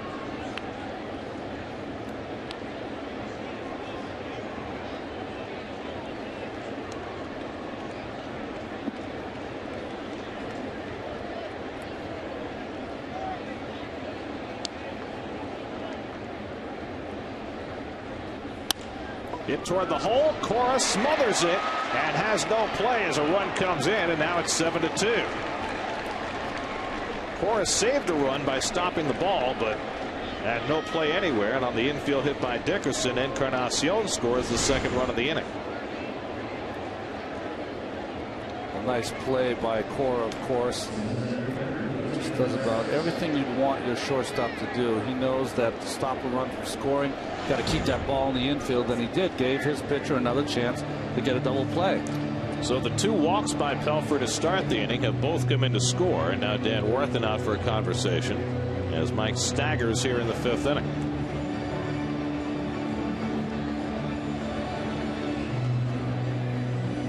And Elmer Descends will get the call in the Mets bullpen. Boy, it's got to be no worse feeling on earth for a starting pitcher. 7-0 lead going to the 5th, chance for a win, and all of a sudden there's a chance you might not make it through the 5th. He has to make it to the 5th to get credit for a win if the Mets to hang on and win. It's not only a bad feeling for the pitcher, but it also makes your manager awfully unhappy. How about the announcers? Well, no one cares really about that, Ralph. Fortunately, we don't get judged on wins and losses. Here's Willie Taveras, first and third and 1 out. Taveras 1 for 2, and he takes a strike. Ferris gave up a run by throwing to the wrong base early in the ball game.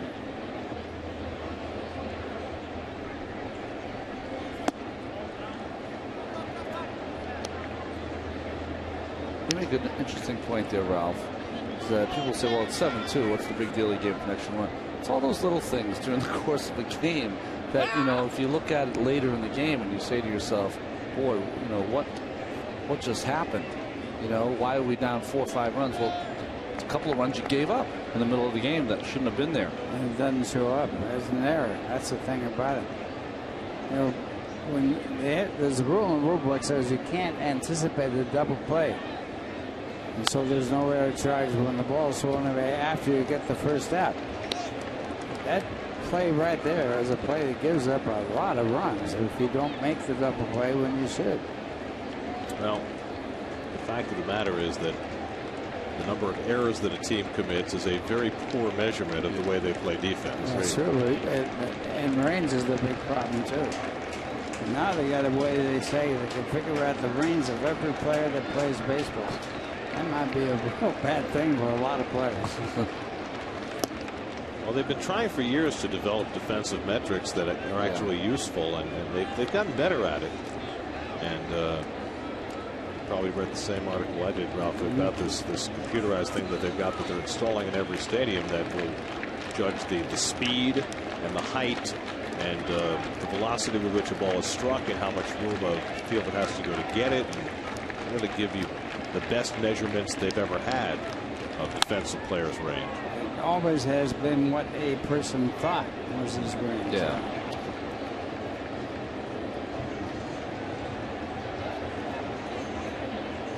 You know, that's pretty close to being somehow, but if a player has no range and he shades over to the area to protect that problem, it wouldn't show up on the computer. Well, I mean, positioning is almost as important as range, right? That's right. Oh, yes. Look at a guy like Cal Ripken toward the end of his career. Hit hard toward the middle, and Taveras has a base hit, and that brings home a run. Rosales in to score the 3rd run of the inning, and all of a sudden, here come the Cincinnati Reds taking advantage of Pelfrey's letdown at the beginning of the inning, and they put together 3 straight hits now to score 3 runs. You know, just fastball up in the strike zone has been the pitches in this inning have been up. Hopefully a sinker ball pitcher cannot afford to be up in the strike zone. The ball straightens out. Only the 12th run batted in of the season for Willie Taveras, who has nearly 300 at bats. Now all of a sudden, if the Reds get one more base runner, they can get the tying run to the plate. Micah Owings will be the pinch hitter. Owings, a pitcher who also pinch hits, appeared as a pinch hitter last night, hit a comebacker against Santana. 2 on and only 1 out with 3 runs in, and Owings fouls the first run back. And you know, I can definitely understand why a hitter like Joey Votto, one of the best in the National League, can get hot and thrown out of the game. That happens. Boy, you'd love to take that back now, right? Your best hitter is out of the game and 2 ducks on the pond. Well, you really have to have more control of your emotions than what he did. I mean, he continued to argue when he could have said what he wanted to say. That's all you have to do and get out of it and stay in the ballgame. That's not a real smart play. There's a fastball for a strike, and Pelfrey gets ahead on Owings 0-2.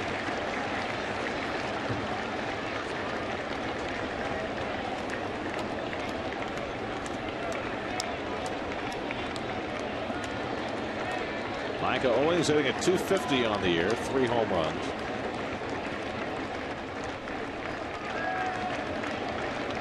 Has arguably hit better than he's pitched this year. That's been the case the last couple of years, hasn't it?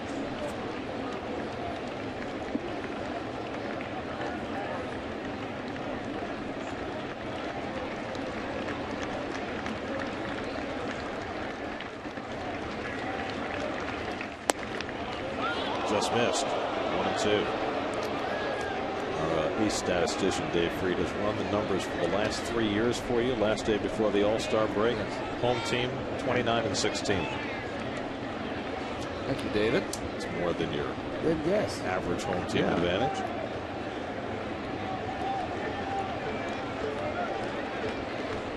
This pitcher hitting now It's like Al Simmons. Runners go. Schneider's throw is too high and in safely is Dickerson, leading a double steal.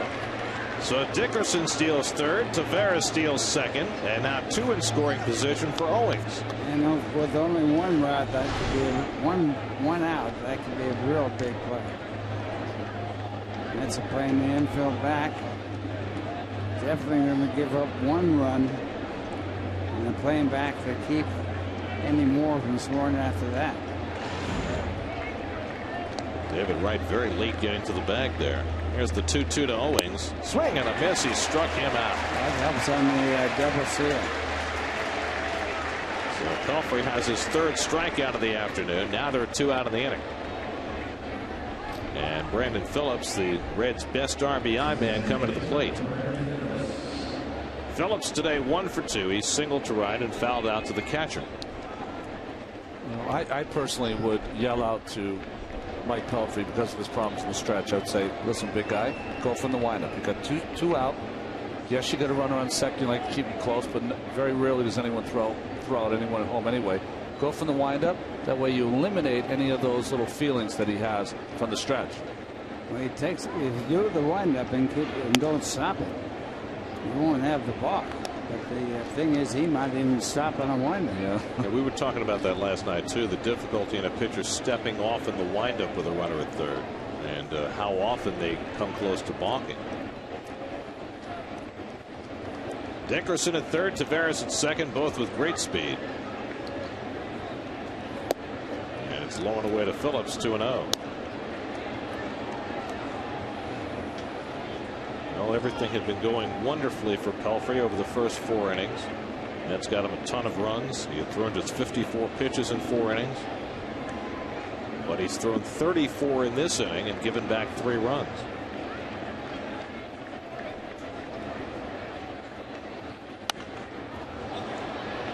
Two and 1 to Phillips. Well, the Reds have done everything they can do up to now to get back in this ballgame. Well, that's what you do, right? You kind of pick away, right? Yeah, and the double seal is one of the plays that could get him back in this ballgame if the base hit is picked up here. Well, Elmer DeSen's ready to go. If Pelfrey can't get through this 5th inning, he's still got 1 out to get. And Phillips takes a strike, 2-2. Good breaking ball there. Boy, if we can get this batter out and nobody else scores, he'd say nothing happened in this inning. It's consequence. Not quite no harm, no foul, but boy, it's a strange game, baseball. 2-2. Past Pelfrey. Cora near the bag. Quick toss, and he gets Phillips to end the inning. The Reds get 3, but Pelfrey gets through the 5th. We're halfway through at Citi Field. And the Mets with a 7-3 lead.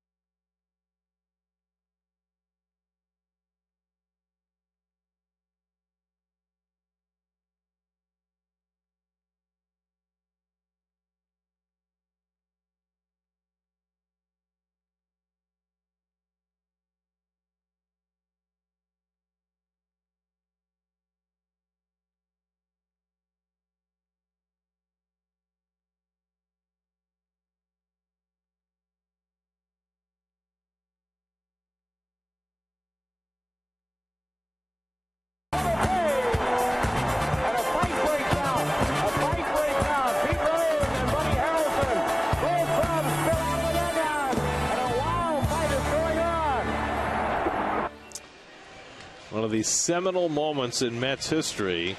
The next day here at, well, across the parking lot at Shea Stadium, they hung Pete Rose in effigy. Well, they should have, but my gosh, Pete Rose weighs 230 pounds, and Bud Harrelson must have weighed 140. It was a mismatch right from the start.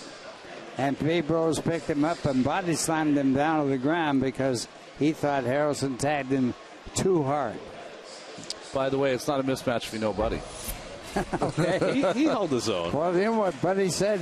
I hit him with my best pitch, my chin to his fist. Former Met farmhand Robert Manuel takes over the pitching for the Reds as we go to the bottom of the fifth. Now that fight started up again when Pedro Bourban came in to start it again, and they had another rule out in the outfield because of that. And then Bourban picked up his hat. He thought was not. Picked up someone else's hat, took a bite out of it, and it was his hat. And he put the hat and tore it all up. Alex Cora leads off and takes ball one. Cora 2 for 2 today. Cora had a at-bat like no one else has ever had in the major leagues. He had 18 pitch at-bat. He was at-bat for 13 minutes and 56 seconds and fouled off 14 consecutive pitches. And they hit a home run. And then hit a home run, yeah. Again, you were talking about the Steve Serby article on Alex Cora. I learned something that I didn't know before. Alex said that after the 10th pitch, they started putting it on the board. How many pitches were being thrown to him? See, Paul Janisch took over at short. Jerry Hairston moved to right field.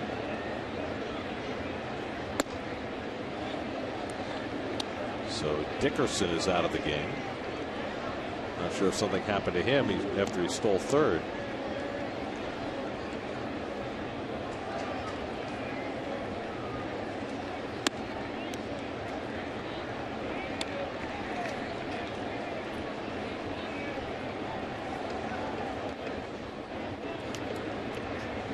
You know, you'd think he'd get tired after fouling off 14 straight balls. Cora pops one foul. That'll go out of play. Manuel here pitching for the Reds. He was originally with the New York Mets. He was traded to the Reds in 2006 for Dave Williams, the left-hander who made a couple of spot starts and a couple of relief appearances for the New York Mets. Was that no deck? No. There was bad neck. Poor Dave Williams ended up having a bad pain in the back of his neck. But it was Walt No Neck Williams played with Chicago White Sox. White Sox, yeah. Walt, yeah, that's right. Walt, yeah. No neck. And he really was. I mean, his chin was right on top of his shoulders. Harry Carey had a great name. They said they got No Neck Williams, they got no thumb, and there was another player with no thumb in his and no arm in right field. Well, you had Pete Gray. One-arm player, yeah, Pete Gray in the war, World War II. Well, they tell me, I never met him, but they tell me he was really a tough guy. And he was a bartender up in some small town. One-arm bartender. And Cora fouls back another one. So he's developing not quite to 18 pitches, but he's halfway there. He's already seen 9 in this at bat. You know that 1973 playoff with the Cincinnati Reds. The Mets were, of course, are underdogs, and they came and went. Gary said the Mets came from last place to win the last month of the season, and that was quite a series. And Rusty Stomp was in that, and he hurt his arm, shoulder. He couldn't throw at all. And of course, Pete Gray is in the fight with Bud Harrelson. That was quite a series. Pete Rose hit a home run in the 12th inning to win Game 4 and force a decisive 5th game, which the Mets won. Cora serves one into left field, and Lance Nix is there to grab it. So on the 11th pitch of the at bat, Cora retired for the first time today. In '73, I think 5 of the teams in the National League could have won the series, won the playoffs, or the actually National League standings, if 81 of the teams had won a certain game at the end of the season. course, the Mets went one day beyond the end of the season. It was rained out in the so-called final day. Actually, it was a doubleheader, and we rained out of the doubleheader. And then the next day, played the first game and won it, and didn't play the second. That was at Wrigley Field, and there might have been, what, 500 people there at Wrigley Field? That's about it, yeah. Well, that was the genesis in '73 of that impending Big Red machine. As you know, they won the title, World Series title, what, 75 and 76? Yes, they did. Belfry grounds one out to Yanish, who throws him out 2 away. Check out the 5th inning recap. Mets scoring early and often today. Gary Sheffield with 3 RBIs. Luis Castillo, 3 hits and 3 runs scored. David Wright, couple of hits and an RBI. Daniel Murphy, 2 runs batted in. A big offensive day. Pelfrey gave 3 runs back in the 5th, but the Mets with a 4-run lead as they bat in the 5th. I remember the '75 team for that Cincinnati Redlegs. I was fully vested in watching that team, and I know they came to the World Series, and I remember the one number I'll never forget, that they were 64 and 17 at home that year, the Cincinnati Reds. That's just amazing. And of course, the Reds had already played and lost a World Series to the Orioles in 1970, and then they that one's hit hard, and a base hit for Pagan. They got to the World Series in '72 and lost to Oakland that year. Bob Housen was the general manager of that team for the Reds. They ran a tight ship over there, didn't they? He wasn't. Yeah, and the whole thing. They lost a chance to get Wally Fingers, who wouldn't shave his mustache. He was pulling the time of the Reds. They said, "No way, got to shave your mustache." He says, "No way." And they all had to wear the uniforms the same. I mean, what, the 2 or 3 inches of the stocking they had to show. And you're talking about, you know, the early '70s, a very rebellious time when you know, a lot of players around baseball were starting to grow their hair longer, grow more facial hair, show a little more individuality, but the Reds were holdouts. And they dropped their uniforms with pants legs down to the ground, all that sort of thing. Nobody ever did that in the past before then. Castillo already 3 for 3 today, putting on a fine finish to his first half with Pagan at first and 2 out. Reds had really a good ball club. There's no doubt about that. Johnny Bench, of course, is the catcher. Great hitter and great catcher. Tony Perez. He drove in all the runs. He was a big RBI man in the Hall of Fame. Of course, Johnny Bench is in the Hall of Fame. Joe Morgan's in the Hall of Fame. Pete Rose would have been. Pete Rose could have been, but he didn't exactly do the right thing. He bet on baseball, lied about it for 10, 11, 12 years, finally admitted it in his book. Too late, Ralph? A little too late. And maybe the most underrated player on that team, Davey Concepcion, the shortstop. He was great. Number 13. Great shortstop. And they always seem to have just enough pitching. You know, it was never, they never had the big time standout pitchers. Every time, you know, the Reds all through the '70s and '80s seemed to develop a pitcher, they always seemed to get hurt. Yeah. They had 2 good relief pitchers, and Captain Hook, the manager, was Anderson, Sparky Anderson, and they called him Captain Hook because they always taking the starting pitcher out of the ballgame. And the relief pitching did the job in those days. I remember the 2 guys I think that were maybe stalwarts in that rotation to me was always Gullett, of course, on the left side, and Billingsley. Jack Billingham, yeah. Billingham, sorry. Billingsley plays now. But Gary Nolan was the guy who, if they'd kept him healthy, he would have been the superstar. As Castillo pops one up. And in comes Rosales to grab it, and that ends the inning. So the Mets are done in the 5th inning. Through 5, last day before the All-Star break. Mets enjoying a sunny day, up 7-3.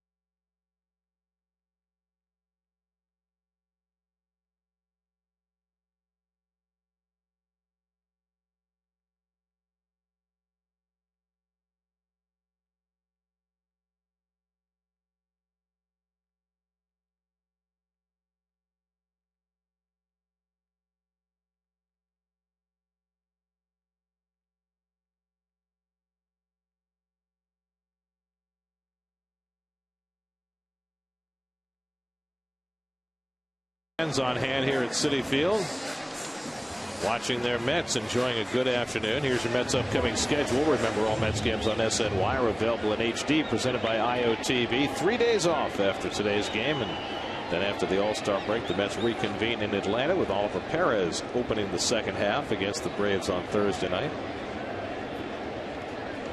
4 in Atlanta, then 3 in Washington and 3 in Houston after the break. And remember, if you're in the car, listen to every Mets game on Sports Radio 66 WFAN. Lance Nix pulls the first pitch of the 6th inning down to Murphy, and the race to the bag. Not sure why Murphy didn't toss it, but he beat him there, and that's the first down of the inning. Time to check in with the studio. Gary Apple is standing by for the New York State Smokers Quit Line game break.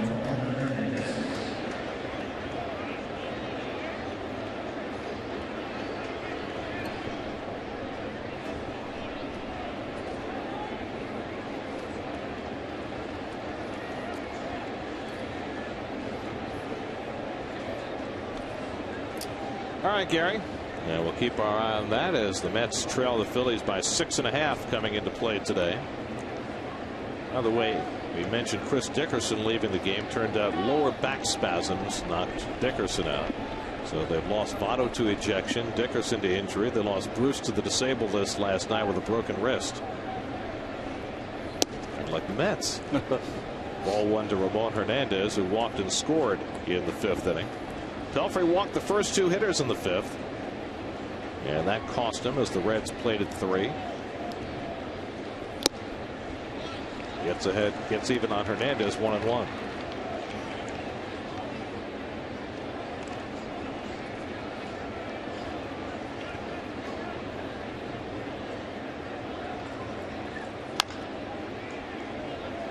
You know, one of the things about the All-Star game, which is coming up on Tuesday, it was started by Arch Ward, who was a writer for the Chicago Tribune, and it was his idea.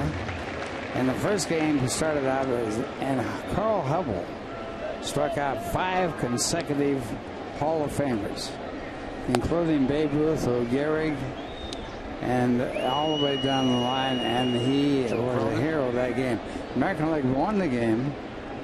And the guy that broke up the strikeout string of Carl Hubble was Lefty Gomez, a pitcher. And Lefty Gomez was a terrible hitter. He said he once broke a bat. He ran over with his car in the driveway of his house. That was the best shot he ever had of hitting. But he was that was one of the great All-Star games of all time. Ramon Hernandez, the latest Red to complain about a Bill Welke strike call. I think he has a reason there. That ball looked high. But he had the good sense to walk away. That's right. When Welke said enough. Well, they'll meet here in another few minutes. Right. Did you see that, Ralph, that Carl Hubble was back in the news, of course, because Jonathan Sanchez pitched a no-hitter for the San Francisco Giants a couple nights ago, the last left-hander to do it. Hubble in 1929. Is that right? Yeah. Well, Hubble was a great screwball pitcher. Actually, in those days, they called the pitch the fadeaway. Christy Mathewson made that famous in his days way back in the 1900s. And he had a screwball, and he was in the minor leagues forever until he developed that screwball and came up and was one of the great pitchers of all time in the Hall of Fame, of course. Oh, King Carl. King Carl. Big cut by Encarnacion. He fouls it back. Look at our Aflac trivia question for today. The only Met with hits in 4 different All-Star games. Wow, that's a lot. It's a good one to chew on. One about Mazzilli. Mazzilli had a home run his first at bat in the All-Star game. Right down that left field line, right? Yeah. Left-handed. Well, there's a certain teammate of Ronnie's who was in the All-Star game just about every season. Exactly. And that would be my guess. That's my guess also. Had a great name that fans love to vote for. You know, the first Met that got in the All-Star game? Ron Hunt. Down to right, who makes the backhand stop. And the throw low, but handled by Murphy. A 1-2-3 inning for Pelfrey in the top of the 6th. We're going to the bottom of the 6th inning. Mr. Met, little meet and greet. Good thing he can fit his head through the doorways here. A lot wider.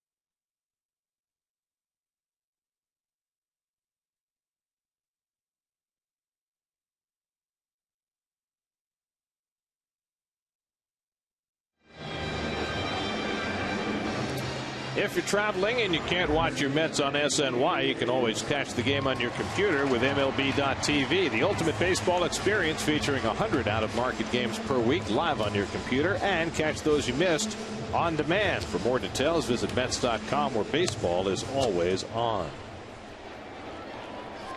That's with a 4-run lead as they come to bat in the bottom of the 6th. They'll have the heart of the batting order up. Wright, Sheffield, and Francoeur against Robert Manuel, who begins his 2nd inning of relief. David Wright, a couple of hits tonight, a long double to center field to drive in a run, and then a bloop single on which Chris Dickerson made a diving try but trapped it. Wright's driven in a run and scored a run today. One thing about David Wright that I like here today in his at-bats is turning that right shoulder back as the pitch is being delivered. Encarnacion throws him out one away. He's getting into a recoil position where he can hit the ball with authority. And of course, the one thing about him this year, he's got only 5 home runs, whereas average around 30 home runs a year for that. But he's in a hitting position right now to drive it with some power, and he hit a ball over the center fielder's head earlier in the game. Well, whenever I look at David, I always think of someone when he is at his best, he's a gap hitter. So if you're a gap hitter here at this ballpark, you're going to have to earn third, because this is even despite we've not had humid weather yet, we have had not consistent 90-degree weather, and then we'll really see if it travels. But with David Wright's swing, here you go. See that coil up here at the shoulders right there is the good part of that swing. Right there is in hitting position with power. Sheffield drives one to center field, but Taveras has it lined up, and that's the 2nd out.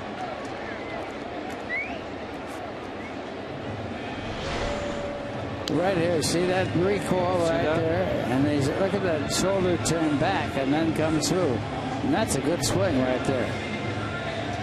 He was out in front of the pit, so he was fooled, but it was until the point of contact, right. Everything was right. Everything was right. Yeah. It's like in throwing a baseball or throwing a basketball or throwing anything. You have to recoil to get back and then let it go. And if you don't have a recoil, you pull off it with the front shoulder. And you also have nothing behind the swing. Nothing at all. Yeah. You're hitting with just your hands and arms. Jeff Francoeur 1 for 3 today. Single to center his last time up. Hitting is all torque as is pitching. It's torque. You have to get wound up before you can release. It's like a spring. Yeah, exactly. And leverage is a big part of the whole game of hitting and pitching. And Francoeur drives one toward the gap in left center. That'll go between him and to the wall.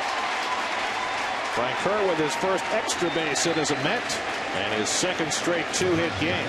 And his 2nd straight line drive hit. He hit that ball well, as he did his last time up. There's the recoil and the release. And another guy that, like Wright, I believe is a gap-to-gap hitter when he's going right. Obviously has read the book on how to win friends and influence people here in Flushing. Off to a nice start. I tell you, he's a line drive type hitter. There's no doubt about that. There's nothing wrong with that. And Jeff was talking about the fact that he hit some home runs early in his career, but he said even when I was hitting home runs, I was hitting line drives. I wasn't hitting fly balls that sailed out of the ballpark. Here's Daniel Murphy, a single and a double. He's driven in 2 today. Mets now have 14 hits. Right here, when you look at the extension of the swing, now that's perfect. Look at the line of that bat. It's not level. It's on the plane of the ball coming to the plate, which is the same, almost the same thing as you would say, boy, you got it level on the ball. But when the ball's low, you can't be level unless you're a midget. Eddie Goodell. Eddie Goodell was a good level hitter. But he never swung. Right. He walked on 4 pitches. He was the midget that played in the Major League ball game and changed the rules of baseball. Bill Veeck was the instigator of that thing. Eddie Goodell. Yeah. Disco Night. right? Or anti-disco Well, night, he had a lot demolition of them, night. yeah. Disco demolition night, 79. Vic told Goodell, if you swing the ball, I have a rifle here, and I'd be in the sands, and I would shoot you dead if you swing. And Goodell was an entertainer. He was in show business. Yeah. See, it was a tougher game then.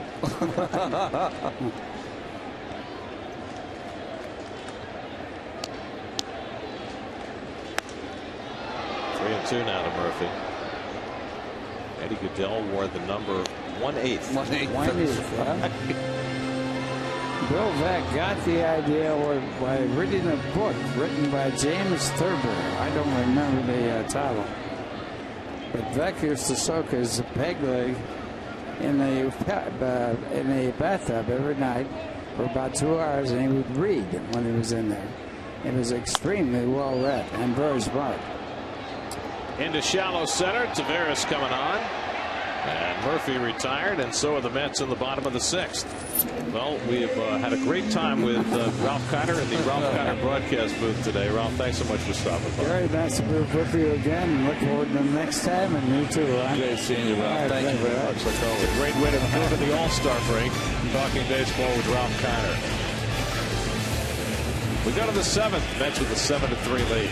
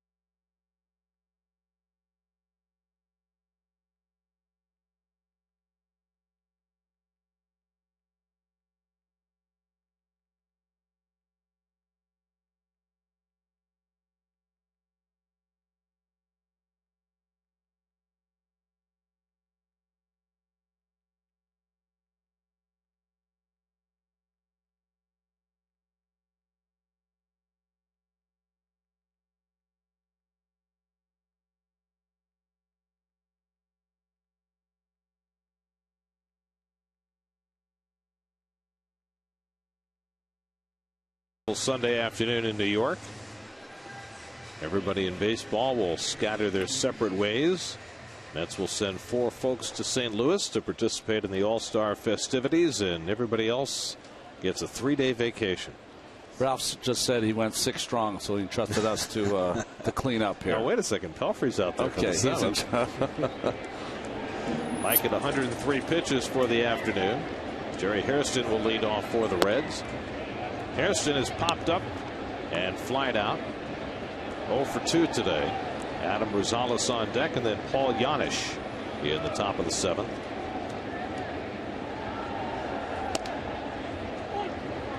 Pelfrey had the 1 stumble in the 5th inning. A couple of walks and a balk put him in a bad spot. Gave up 3 hits and 3 runs in that 5th inning. But 4 times in 6 innings he's retired the side in order.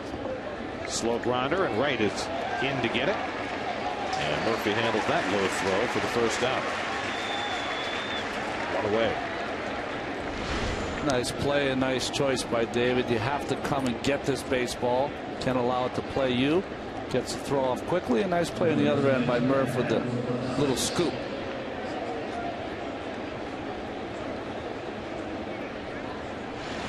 So 1 out and nobody on. And now Adam Rosales comes up for the 2nd time. Rosales took over at first base when Joey Votto was ejected in the 4th inning. In his 1 at bat, he hit a long double to right center to drive in a run.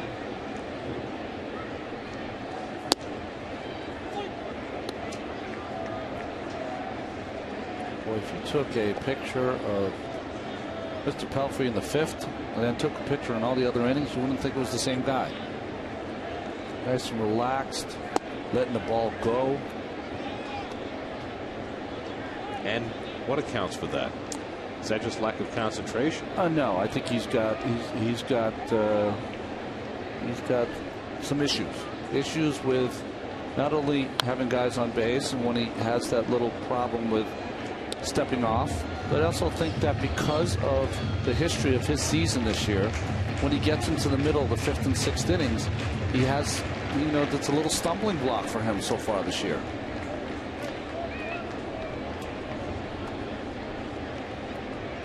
Ahead on Rosales, 1-2.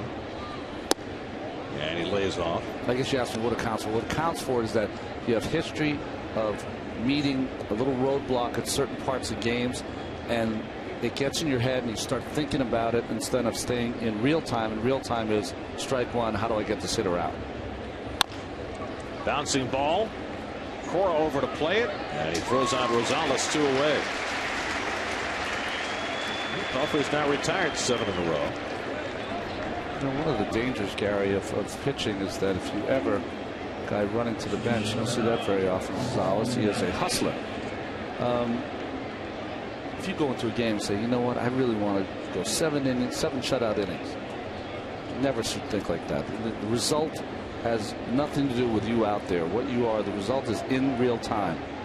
Making a pitch now, setting up pitches, and then moving on. That's how you do it. Looking ahead just puts you in a bad place, because if you say I want 7 shutout innings, what if you give up 1 in the first? That wrecked your whole plan. Now what do you do?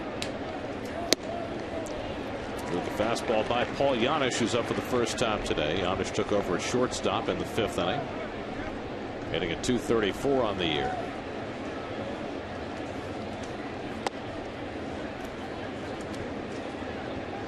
Well, Pelfrey already with a season high now in pitches. He's up to 114 on the day.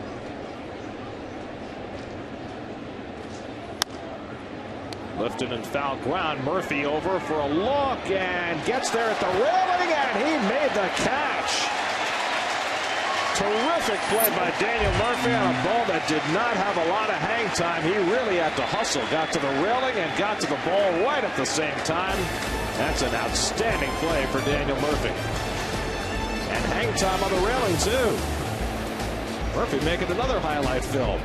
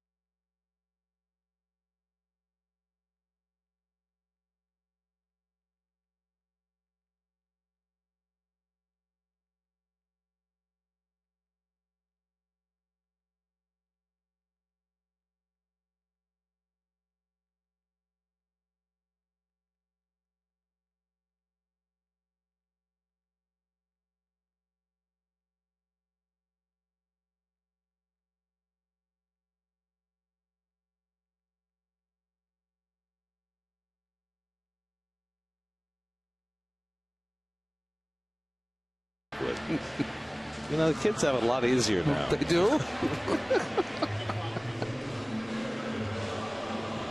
Well, we haven't seen the apple rise in anger in a long time, so I guess they figured they'd show it off during the 7th inning stretch. The Mets have not hit a home run in 8 straight games. If they go 9 straight today, if they go without a home run in this game, it'll be their longest streak without a homer since 1982. They're doing it just to get the cobwebs out, Gary. That's what they're doing for the apple. They're checking for worms because, you know, you leave that apple by itself for a long time, you never know exactly what might happen. Well, one thing you learn when you follow baseball every day for a number of years is just how long the season is. Yeah. You'll remember back to the beginning of the year how high expectations were for the Mets, but also remember the Florida Marlins getting off to an 11-1 start this year, and you take seasons in segments and you wait for streaks to happen, and the reason they play 162 games is because a lot can happen in 6 months. Yeah, and also it allows the cream to rise to the top despite things that might happen during the course of the year. I think, you know, if you're in a smaller schedule, of course, you know, these injuries, the Reyes and the 2 Carloses will be devastating, but because of the long season, you hope you get them back. You can do some things. Maybe they'll stay close enough to have it happen, but you're right. 11-1 start. Usually the guy that's leading the league in average in April usually is in the minor leagues by the time they get to September. So very strange as David Weathers comes in his 19th season for these Redlegs. And greeted by a long fly off the bat of Schneider back near the wall, and it's out of here off the overhang. Brian Schneider greets David Weathers with his 3rd home run of the season. And now the apple can rise for real. The Mets' first home run since a week ago Thursday in Pittsburgh. After going 8 straight games without one, Schneider breaks the schneid.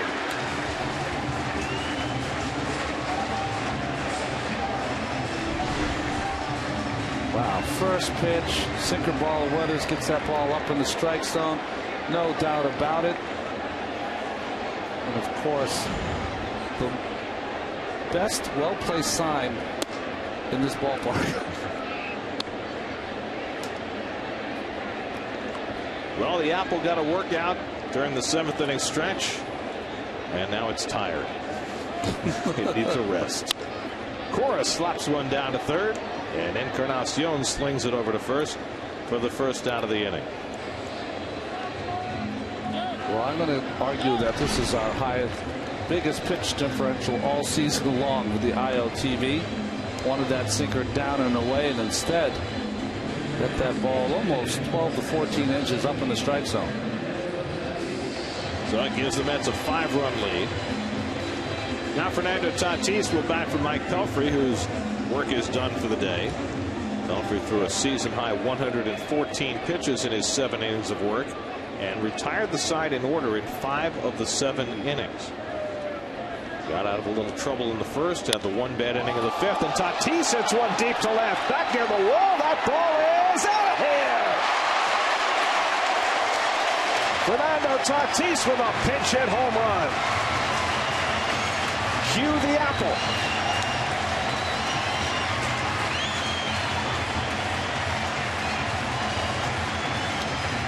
It's tired, I'm telling you.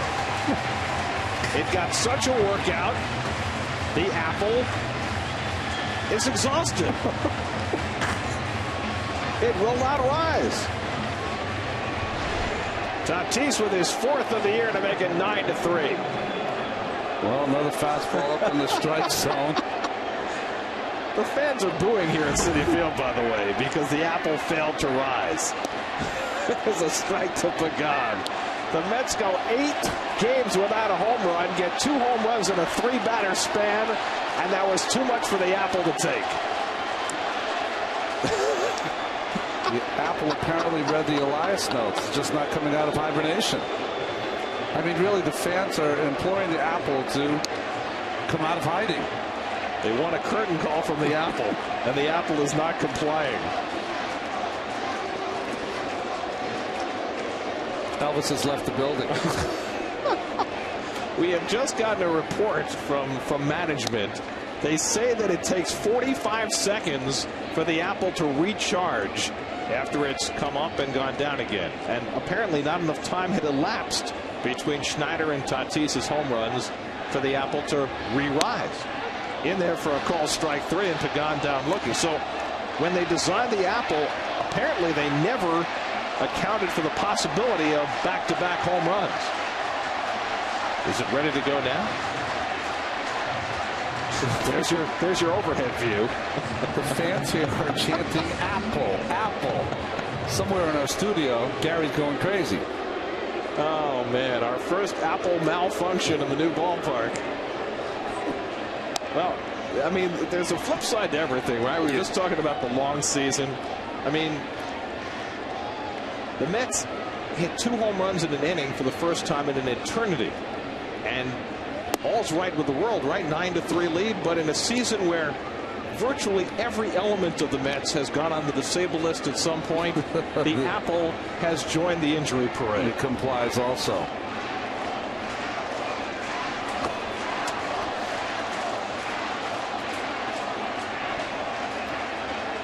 The chant of apple from the crowd.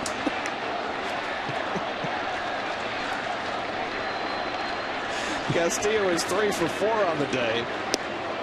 You know, this is the best malfunction moment since the sprinklers went off on Pedro Martinez. There you go.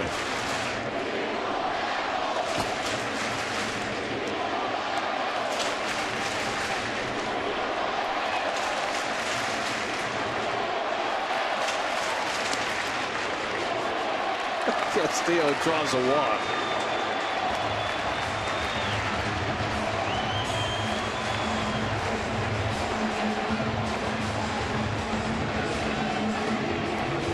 David Weathers has no interest in seeing the apple, by the way. No, he doesn't. He's seen it enough already. Now David Wright is 2 for 4. A single and a double.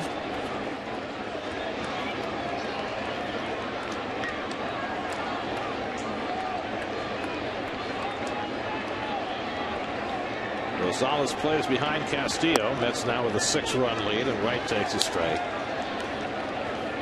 Do you think they'll be able to raise the apple when the inning is over?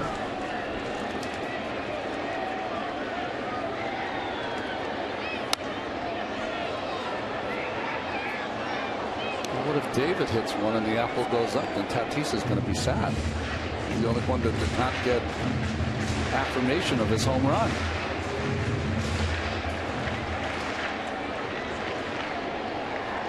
Well, for a 10-day span, Tatis had the only Met home run, so he can take comfort in that. He hit the last one in Pittsburgh before this inning, when he and Schneider have both taken it deep. Only 1 apple per inning. Sorry.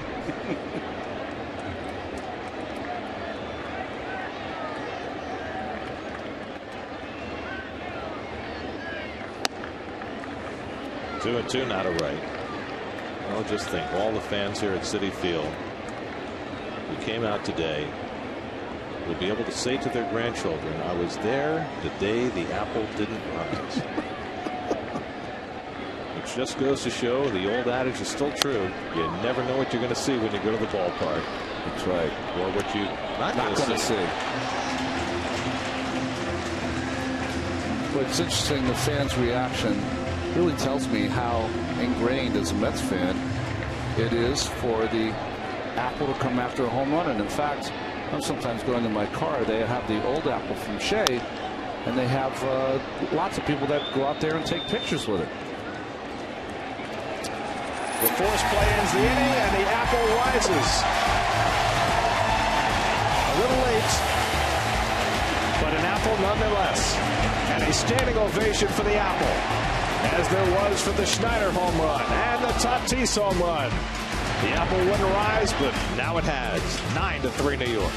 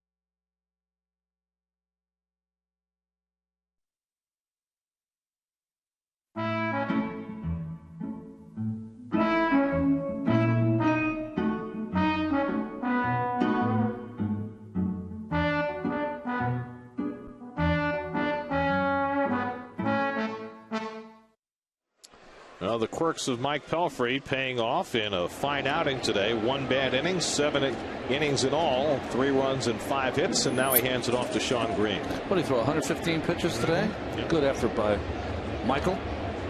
Willie Taveras leads off the 8th inning, and he takes ball 1. Sean Green pitched a couple days ago in the first game of the series against Cincinnati. An inning of work, only gave up a hit. That ERA is starting to tumble down. Batting average against is very good and very even. Chopper, tough play. Wright with the bare hand, too late. Good effort by David Wright.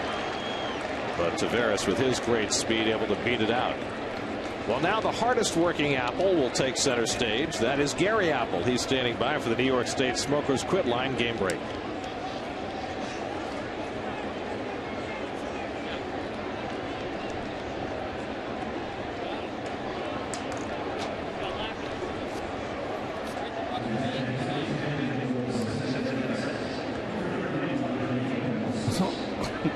I bet you don't need 45 seconds to recharge either, Gary.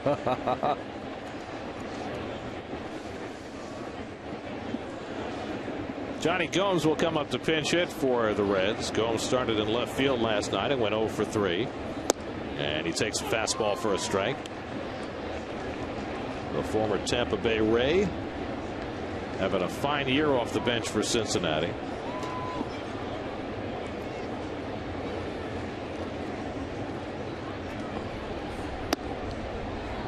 One and 1 to Gomes. Now Sean Green has to be very proud of what he has accomplished this first half. A season that got off to a very poor start for him.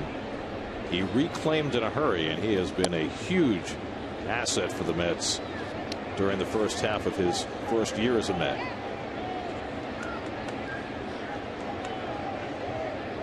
I think there's a transition period when you come from Seattle, where it's a little more laid back, come into this this market of New York. Want to make a nice first impression. Seems much more relaxed with his pitchers right now. A nice late bite. Needs a strike here, though. You don't want to put any extra base runners on in front of Phillips and Nix. Hit hard and a base hit for Johnny Gomes. So the first 2 aboard now for the Reds in the top of the 8th. Back-to-back hits for Taveras and Gomes. 7 hits in the game for Cincinnati. Well, sinker ball up in the strike zone. Nice swing by Gomes. Very compact swing from the Petaluma, California native. Now Brandon Phillips has gone 1 for 3 today. Single back in the first inning.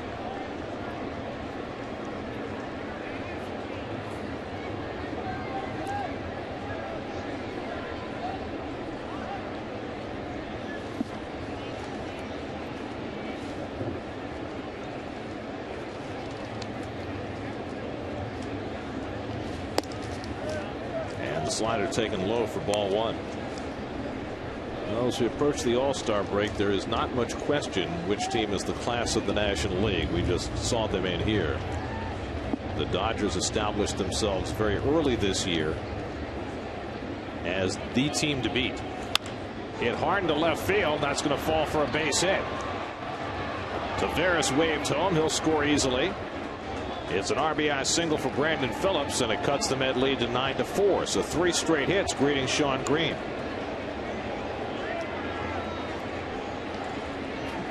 Well, you're right, Gary. Best record in baseball, 23 games over 500 of the Los Angeles Dodgers. You know, the Giants have been able to stay in it because they're 31-14 at home. They have just performed well at, is it AT&T Park now? Yeah, whatever phone company it is this week. We're going to get a pitching change here. Jerry Manuel will come out and get Sean Green, who did not retire a batter today. They'll bring in the left-hander now to face Lance Nix. Mets with a 9-4 lead in the 8th. We'll be right back to Citi Field.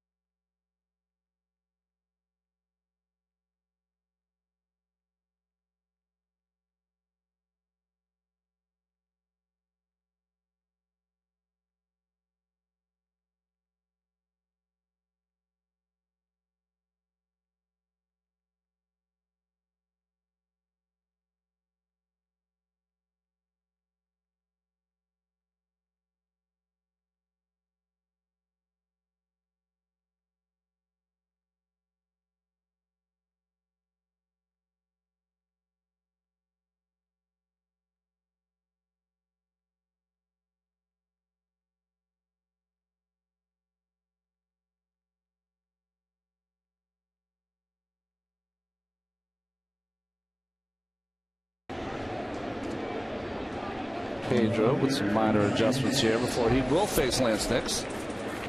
Left-hander will stay in. Feliciano with the, what do you say? Just another fine first half for Pedro. 48 games before the All-Star break. That's something.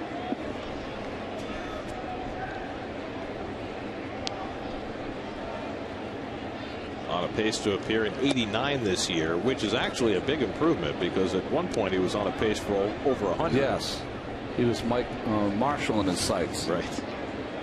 Marshall with the all-time record of 106 games, which is just, I mean, think about that. 106 games in relief, and he wasn't always working 1 or 2 batters at a time. He was working 2 innings at a time. Pedro set the record last year for the Mets, right? 86 appearances. Well, there's every chance he'll set another record this year. And Nix takes up high. And so Feliciano comes in and falls behind 3-0. Now, the only way that teams come back in these kind of games is one, faulty play in the field or faulty pitching by walks. Because it's hard to put together 5, 6, 7 straight hits to get back into a game like this. But if you help the opposing team with walks or errors, that's how you have a tough stretch coming down the last few innings.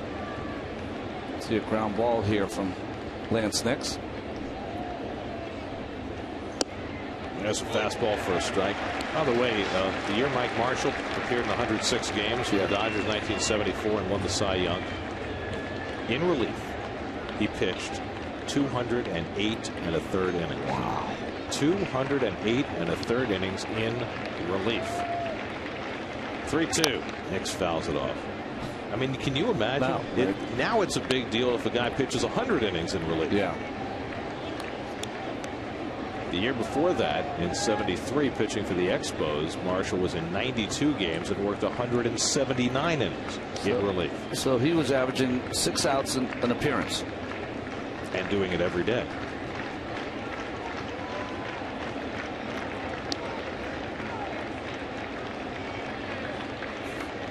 Three-two. Well, chopper. Feliciano will have to wait for it. And he throws low and safe at first base is Lance Nix. And now the Reds have the bases loaded and nobody out.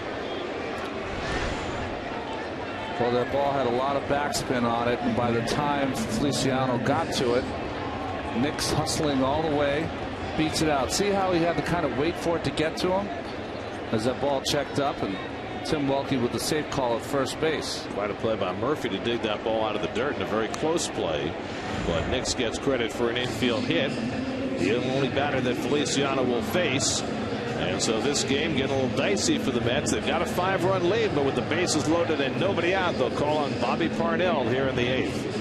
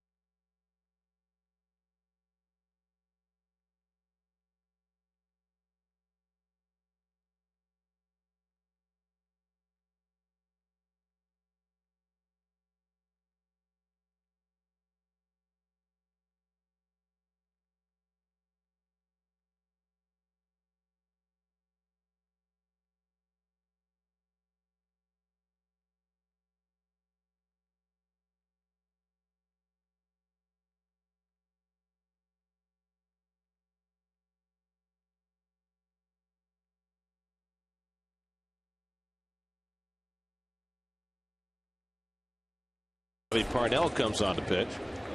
Well, Parnell went through that little bit of time where they were trying to give him less leverage situations in a game. But even though the Mets have a 5-run lead, no outs, bases loaded.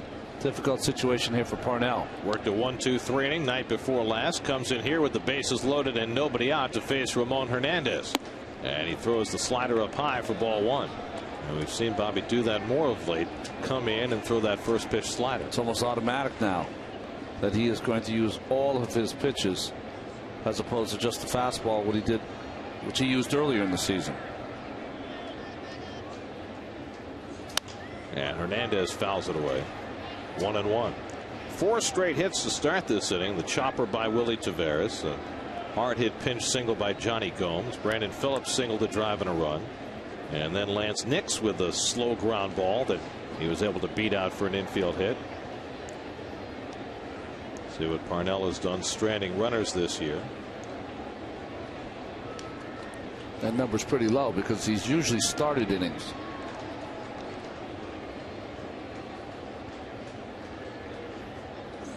Hernandez hits it hard past Castillo, base hit. Gomes in to score. Phillips stops at third. 5 straight hits for the Reds. Now it's 9-5.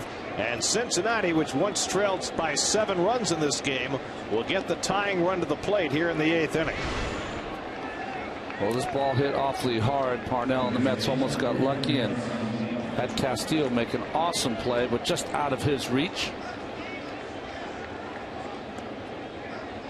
Of course, a 2-run score. Nick stops at second. So now Encarnacion with the bases still loaded. And he takes low and away for ball 1. Encarnacion 0 for 2 and a walk. 2 home runs this year. And one of those, the only Cincinnati grand slam of this season. And he's the tying run at bat.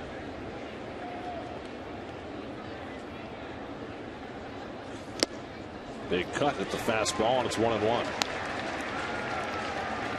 The Phillies have won their game. They've beaten the Pirates 5-2 behind Jay Happ, who goes to 6-0 on the year.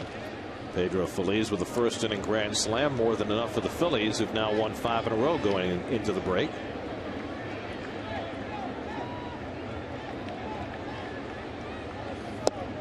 You can argue that Jay Happ was a godsend. He was one of the most important people in that rotation for the Philadelphia Phillies. 6-0. He's really been their most effective starter since they put him in. 2-2 now to Encarnacion. Well, 96 miles an hour, middle of the plate, but beats Encarnacion.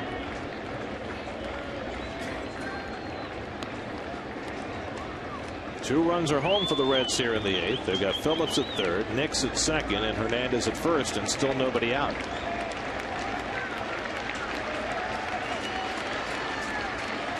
Two.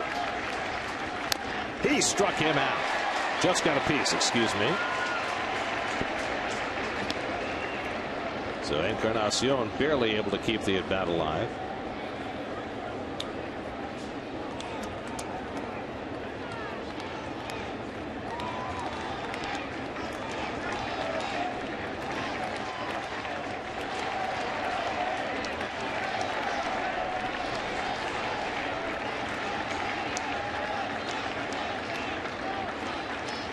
Asked for time, doesn't get it, and bounces it foul.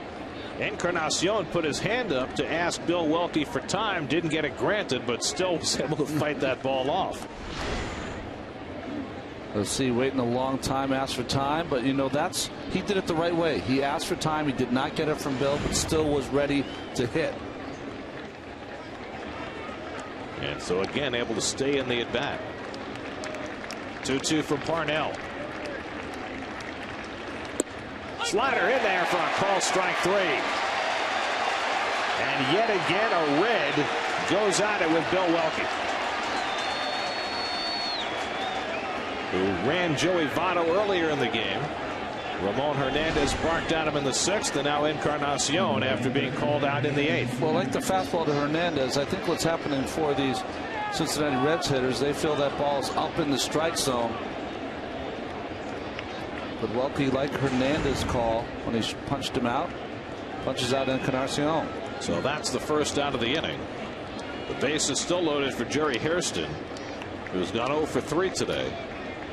Started the game at shortstop, moved to right field when Dickerson was banged up, left with back spasms. Popped up in foul ground. Schneider back for a look, but it's out of play.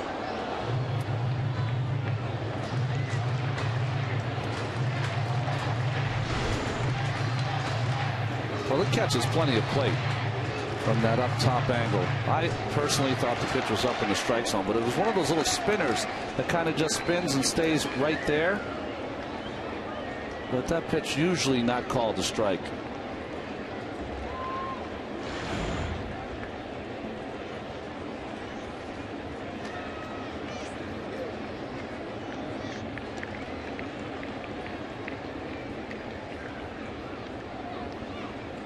And Hairston fouls it back. And now Parnell ahead 0-2. You know, you have, Gary, you're talking about these little snippets of time within a season.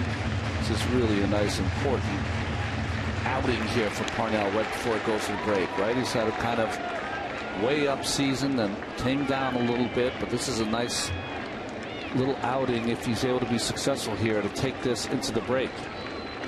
Come back refreshed for the second half. And you can say the same about the Mets. This is a game they've got to win. Yeah. You can't have a 7-0 lead for a team that's been run starved for as long as the Mets have been and then not win the game. And then have to sit with it for 3 days. Agreed.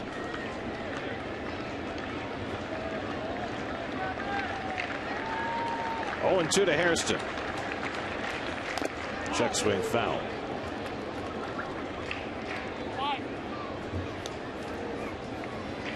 Well, the Reds have had their share of clutch hits today when they've had their chances.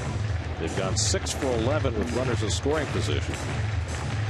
They put together 3 run scoring hits in the 5th. And they've got a couple here in the 8th.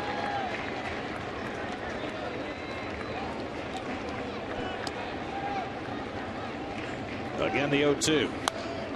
Another foul ball. You know, traditionally, the last day before the All-Star break has generally been a very fast game. You get a lot of guys who are looking forward to going elsewhere, and we were talking about that before about the visiting team and their travel plans. Yeah. Not today. A lot of fighting these Reds. Everybody has dug in. And for 2 teams that have stumbled a bit going toward the break, I think they both sense the importance, and they're playing it that way.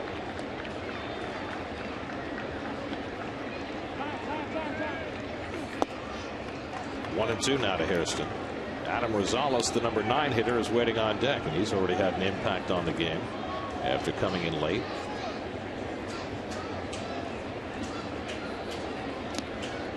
Little avian friend. You know, they are having the Met dash. He just a little early. No, he qualified. 2-2 now. I already saw a game decided by birds earlier this season. That's right. In Cleveland.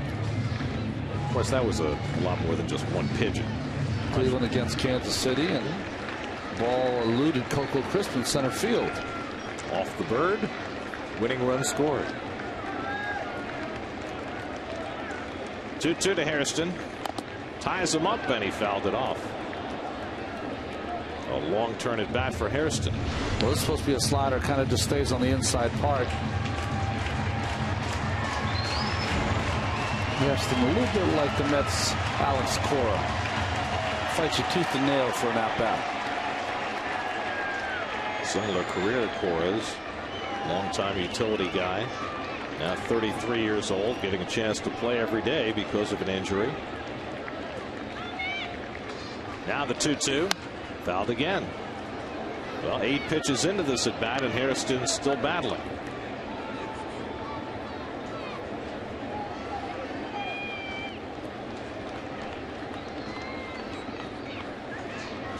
Look who's up in the 8th inning, Gary. Wow. Well, they'll have 3 days off. Well, maybe sort not. of, kind of, for him. All-star. May or may not get into the game Tuesday in St. Louis. But again, that goes to just how important this game is. When you have that kind of a lead, you just can't let it go. The 9th pitch of the at-bat coming to Hairston. And it's low, ball 3. Schneider locates it. But now it's a 3-2 count with the bases full. After Parnell was ahead on Hairston 0-2. Well, 3-2, bases full. You have to think if you're Hairston going against Parnell, he's not going to go to a secondary pitch with this kind of lead. I think you got to get fastball here at 3-2-1 out. Let's see what Schneider is going to want to call.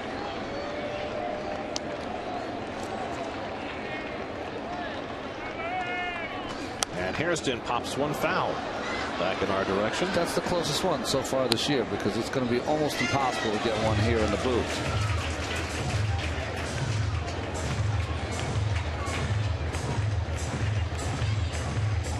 Well, it almost got our cameraman.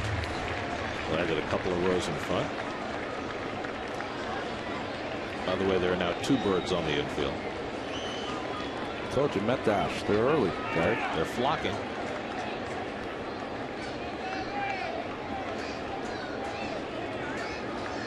I wonder if there's any bird seed in the infield grass where they're pecking around. No.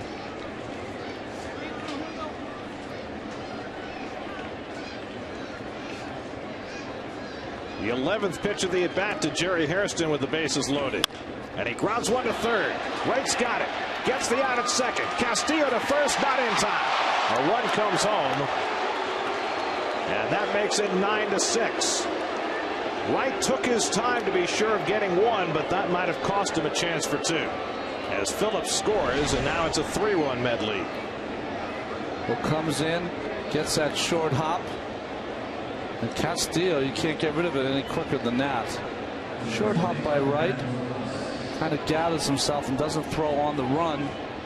And Castillo, although he got rid of that quickly, did not get a lot on that throw. And Hairston, still at 33 years old, runs so well. Daniel Murphy learning the tricks of the trade, trying to steal that one. And a good call by Tim Welke at first base. Just thought that little glove tap by David Wright right before he released that ball might have been that split second that would have created the double play. But now Adam Rosales bats, first and third and 2 out. And he swings and misses the fastball from Parnell. Rosales up for the 3rd time. He took over at first base after Joey Votto was ejected back in the 4th inning. Rosales hit a long double to drive in a run in the 5th, grounded out in the 7th. 9-6 New York, 8th inning. Rosales the tying run at the plate, and he hits one on the ground to Cora. Makes the sure-handed play, and that ends the inning. When the Reds cut the Mets lead in half, they score 3. Mets lead by 3 as they come up at the bottom of the 8th.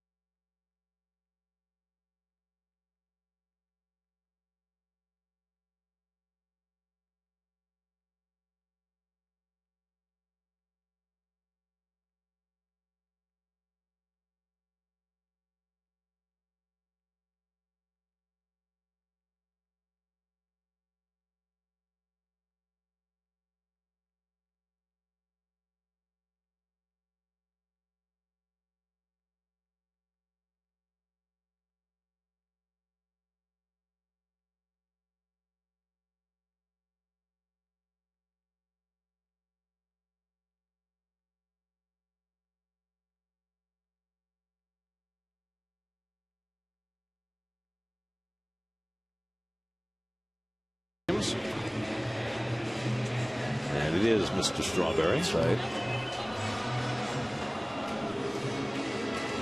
David Wright has had a hit in 3 consecutive All-Star games. David is one of 3 Mets to do that. Strawberry and Beltran are the other 2. As Nick Massett, who has done a great job in relief for the Reds, takes over for the bottom of the 8th. He really has. He came out of the chute smoking with 16 2/3 innings of no-run ball, and then had to go on the disabled list for a while with a strained left oblique, which will not be the last time we say that. Very common injury now with today's player. Wonder why. Hard throwing right-hander.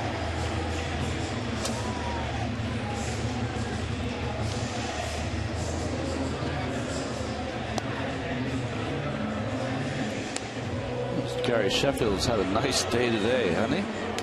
Couple of hits, driven in 3. It was a day he was supposed to have off, but it has not worked out that way. Now Ramon Hernandez is coming out on the field, and he is going to take over at first base, and Ryan Hannigan has come in to catch, so a kind of a delayed switch here for the Reds, as Rosales had gone out to play first base. So Dusty Baker apparently flipping his order. He'll put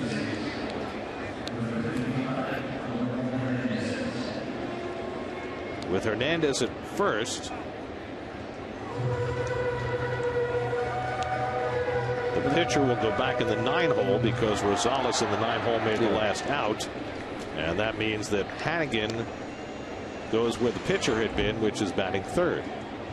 Every night at 10 p.m. and 1 p.m. 10 p.m. and 1 a.m. It's 30 minutes of what matters the most to you. The latest news on all things New York sports. Plus, get all your full coverage of the All-Star Game on Geico Sports Night every night at 10 p.m. and 1 a.m. right here on SNY.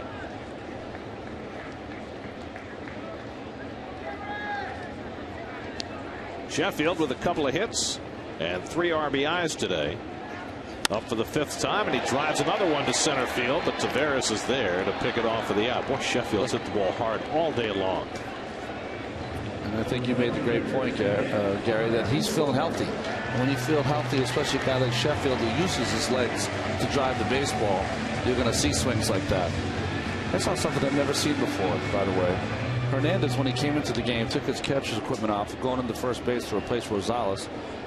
You know how we talked about the older players used to exchange gloves? Right. Well, exchange gloves with Rosales, which no big deal. Right. They share a first baseman's glove. And then Rosales gave Hernandez his hat. Right, because he doesn't have one. Because he has the catcher's hat. That is unusual. What if they didn't have the same I was going to say hat size? Broken bat from Frank Coorer, and Yanish throws him out for the 2nd out. Maybe when they were calling someone up for Bruce yesterday, when he hurt his wrist, they said, who has a 7 5/8? That can't be it. See Frank Coorer tosses batting gloves to a fan. Nice gesture.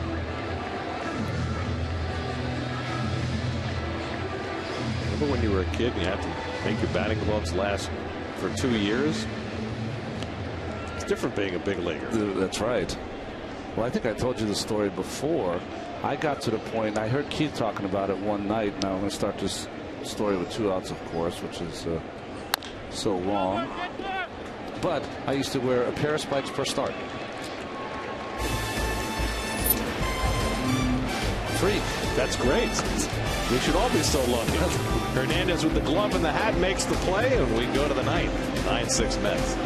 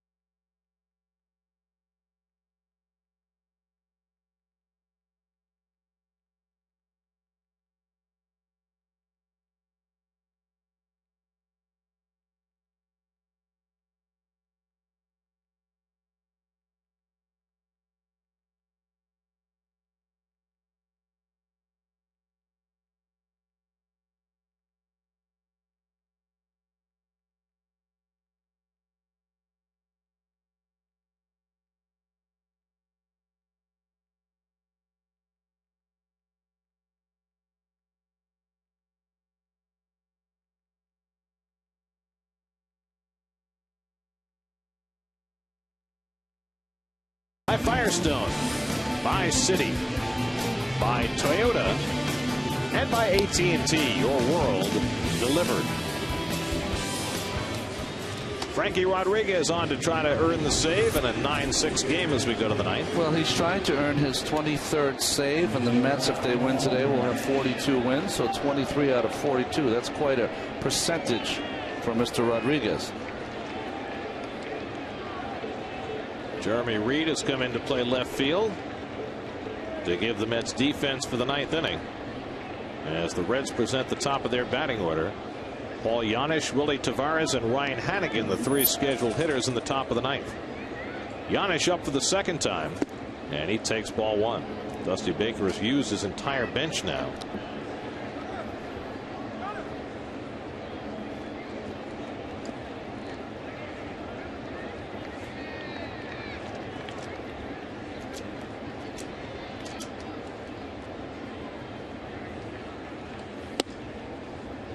Too high to Janisch, 2-0.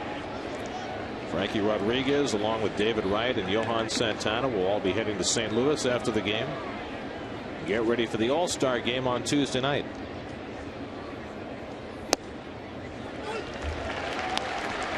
We will be back with you on Thursday night when the Mets begin their 10-game road trip in Atlanta. Oliver Perez opens the second half for the Mets. 6:30 the coverage Thursday night on SNY.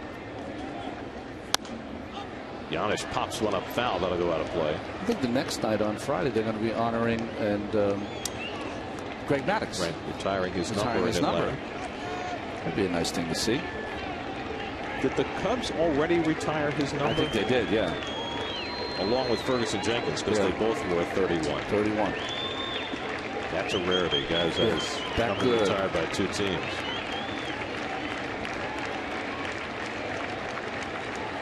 Two-two to Janisch, and it's low, ball three. Well, Maddux will be a surefire first ballot Hall of Famer when he's eligible in 5 years.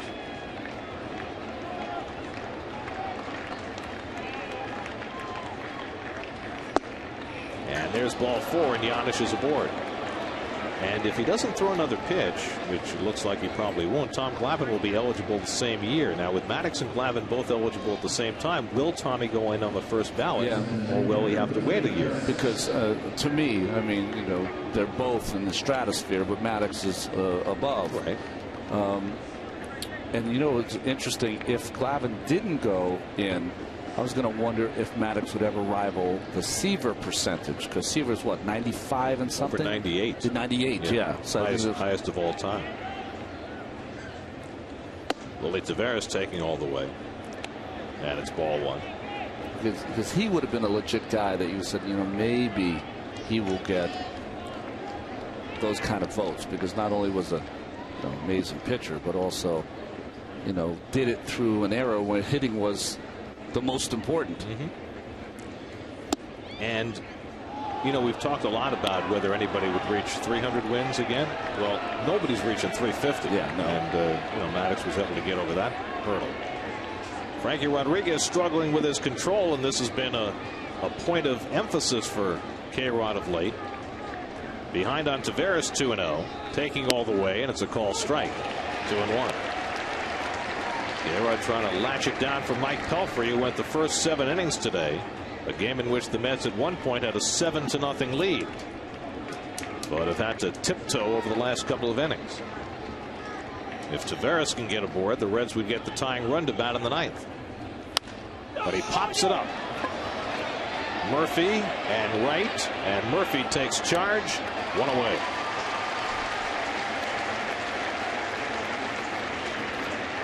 So Tavares retired for the first out.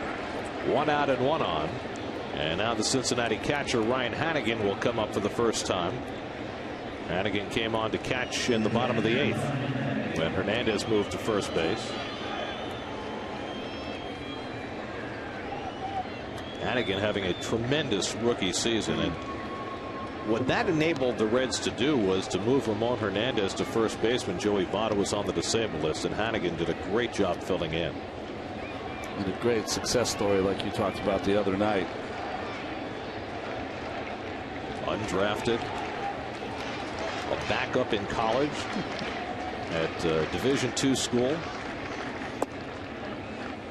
but persevering through a long minor league stint, and now at age 28, a fixture with the Reds. I'm trying to think, maybe the most famous ball player to come out of Rollins, Steve Balboni, I think, went to Rollins College. Yes.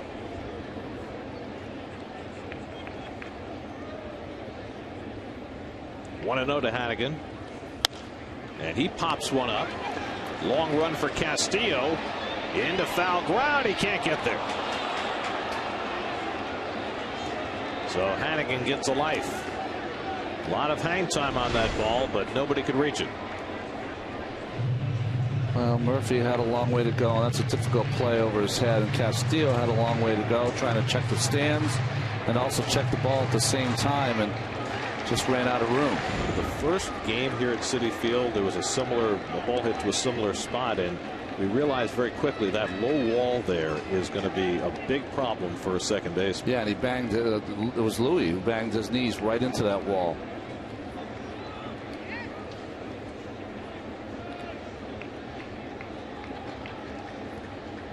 So Hannigan back at the plate with a 1-1 count.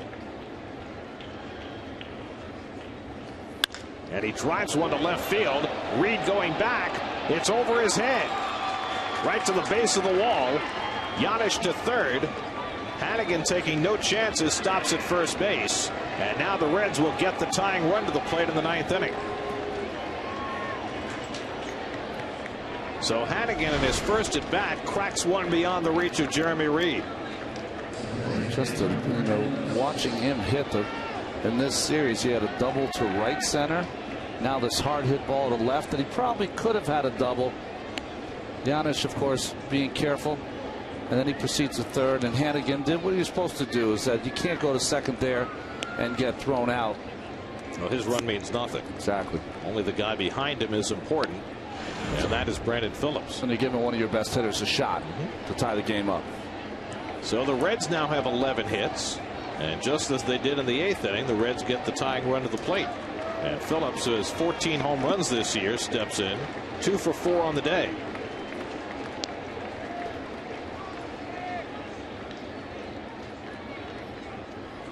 And Phillips takes a breaking ball outside. It's really been the inability of Rodriguez to spot that fastball that's been the key. Wants it down and away, gets it up and in. That's a big miss for a guy that spends all of his time in these high pressure situations.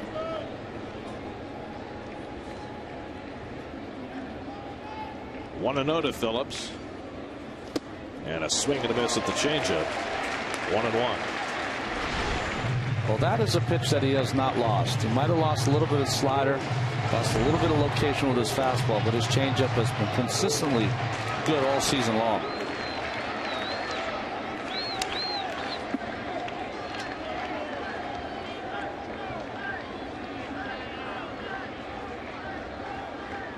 On 1-1, Phillips takes it low.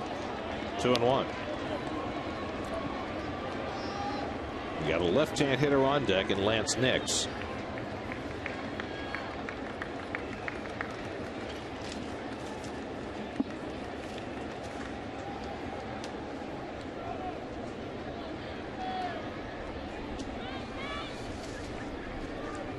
Two and 1 to Phillips.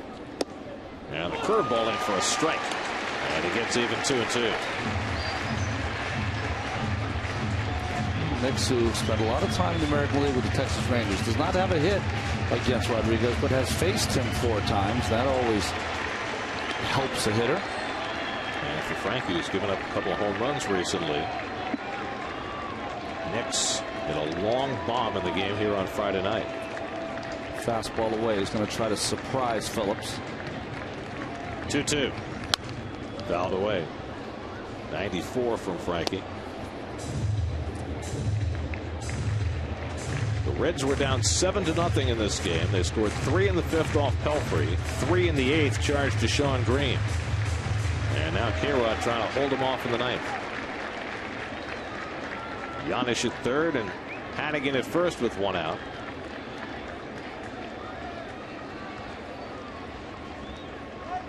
Now the 2-2. Hit down to third, right on the backhand. Gets the out at second. Castillo to first, not in time as a run comes in. It's now 9-7, but more importantly, the Mets secure the second out of the inning. Well, that ball was sharply hit, and that was a nice play by David on the backhand. Watch this ball. This is scorched. And with a little tracer on it that David makes the backhand, makes the accurate throw. Down a little bit, didn't allow Castillo really to get enough on it. And also, Mr. Hannigan playing the game right. Late slide, gets in there and upsets Castillo.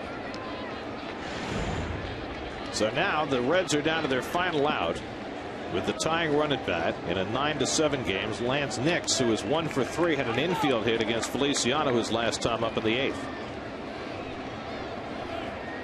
As Ronnie mentioned, Nix 0 for 4 in his career against K-Rod. Daniel Murphy looking into the dugout, asking where they want him to play, and he's going to play behind the runner. Phillips at first base. Ball 1 to Nix.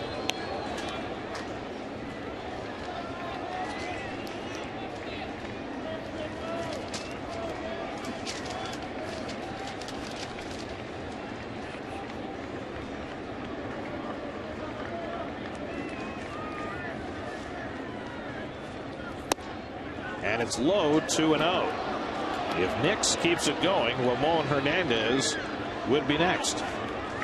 There has been nothing that has been easy for this ball club the entire season. And here they are the last day before the All-Star break, looking like they had a laugher, and all of a sudden nobody's laughing. It's 2-0 to Nix, a power hitter. And he swings and misses.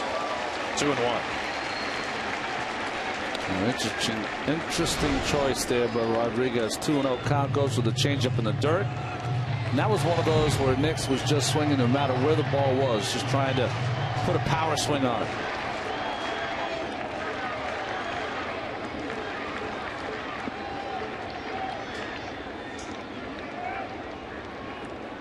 Doubling up with that changeup. On 2-1, Nix swings and fouls it back, and now the Reds are down to their final strike.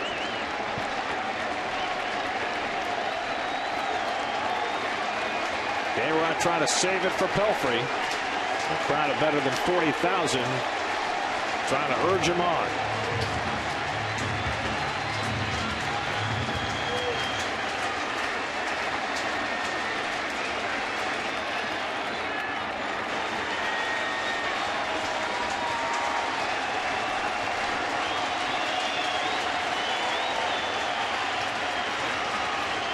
He struck him out, and the ball game is over.